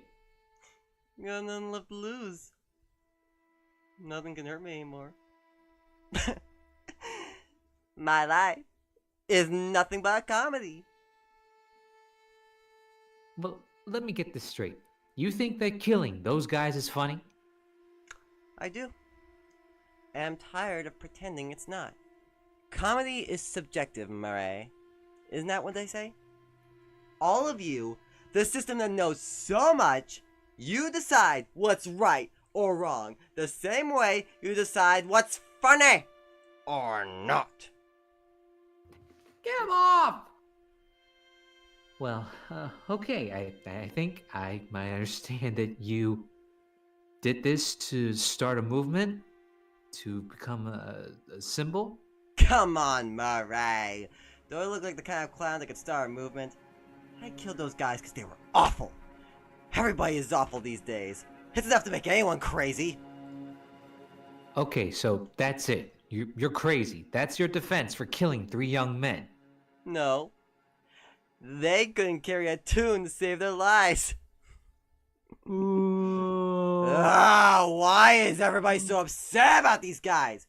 If it was me dying on the sidewalk, you'd walk right over me. I pass you every day and you don't notice me. But these guys, what, because Thomas Wayne went and cried about them on TV? You have a problem with Thomas Wayne? Yes, I do. Have you seen what it's like out there, Murray? Do you ever actually leave the studio? Everybody just yells, shouts, and screams at each other. Nobody's civil anymore. Nobody thinks what it's like to be the other guy. You think men like Thomas Wayne ever think of what it's like to be someone like me? To be somebody but themselves? They don't. They think we'll all just sit there and take it like good little boys.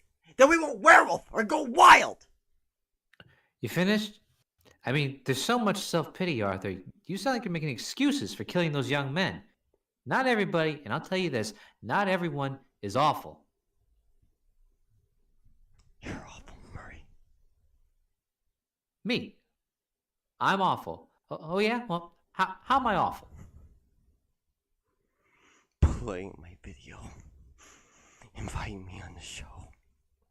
You just wanted to make fun of me. You're just like the rest of them. You don't know the first thing about me, pal. Look what happened because of what you did, what it led to. There are riots out there. 2 policemen are in critical condition, and you're laughing. You're laughing. Someone was killed today because of what you did. I know. How about another joke, Murray? No, I think we've had enough of your jokes. What do you get? I don't think so. When you cross I think we don't. a mentally ill joke, lover that's it. with a society that abandons him and treats him like trash! Call the police. Gene, call the police. I'll tell you what you get. You get what you fucking deserve!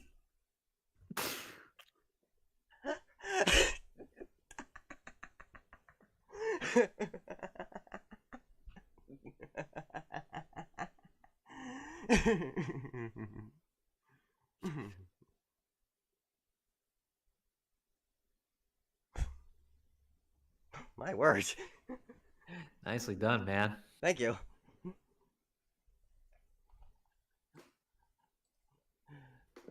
I really tapped my inner lunatic.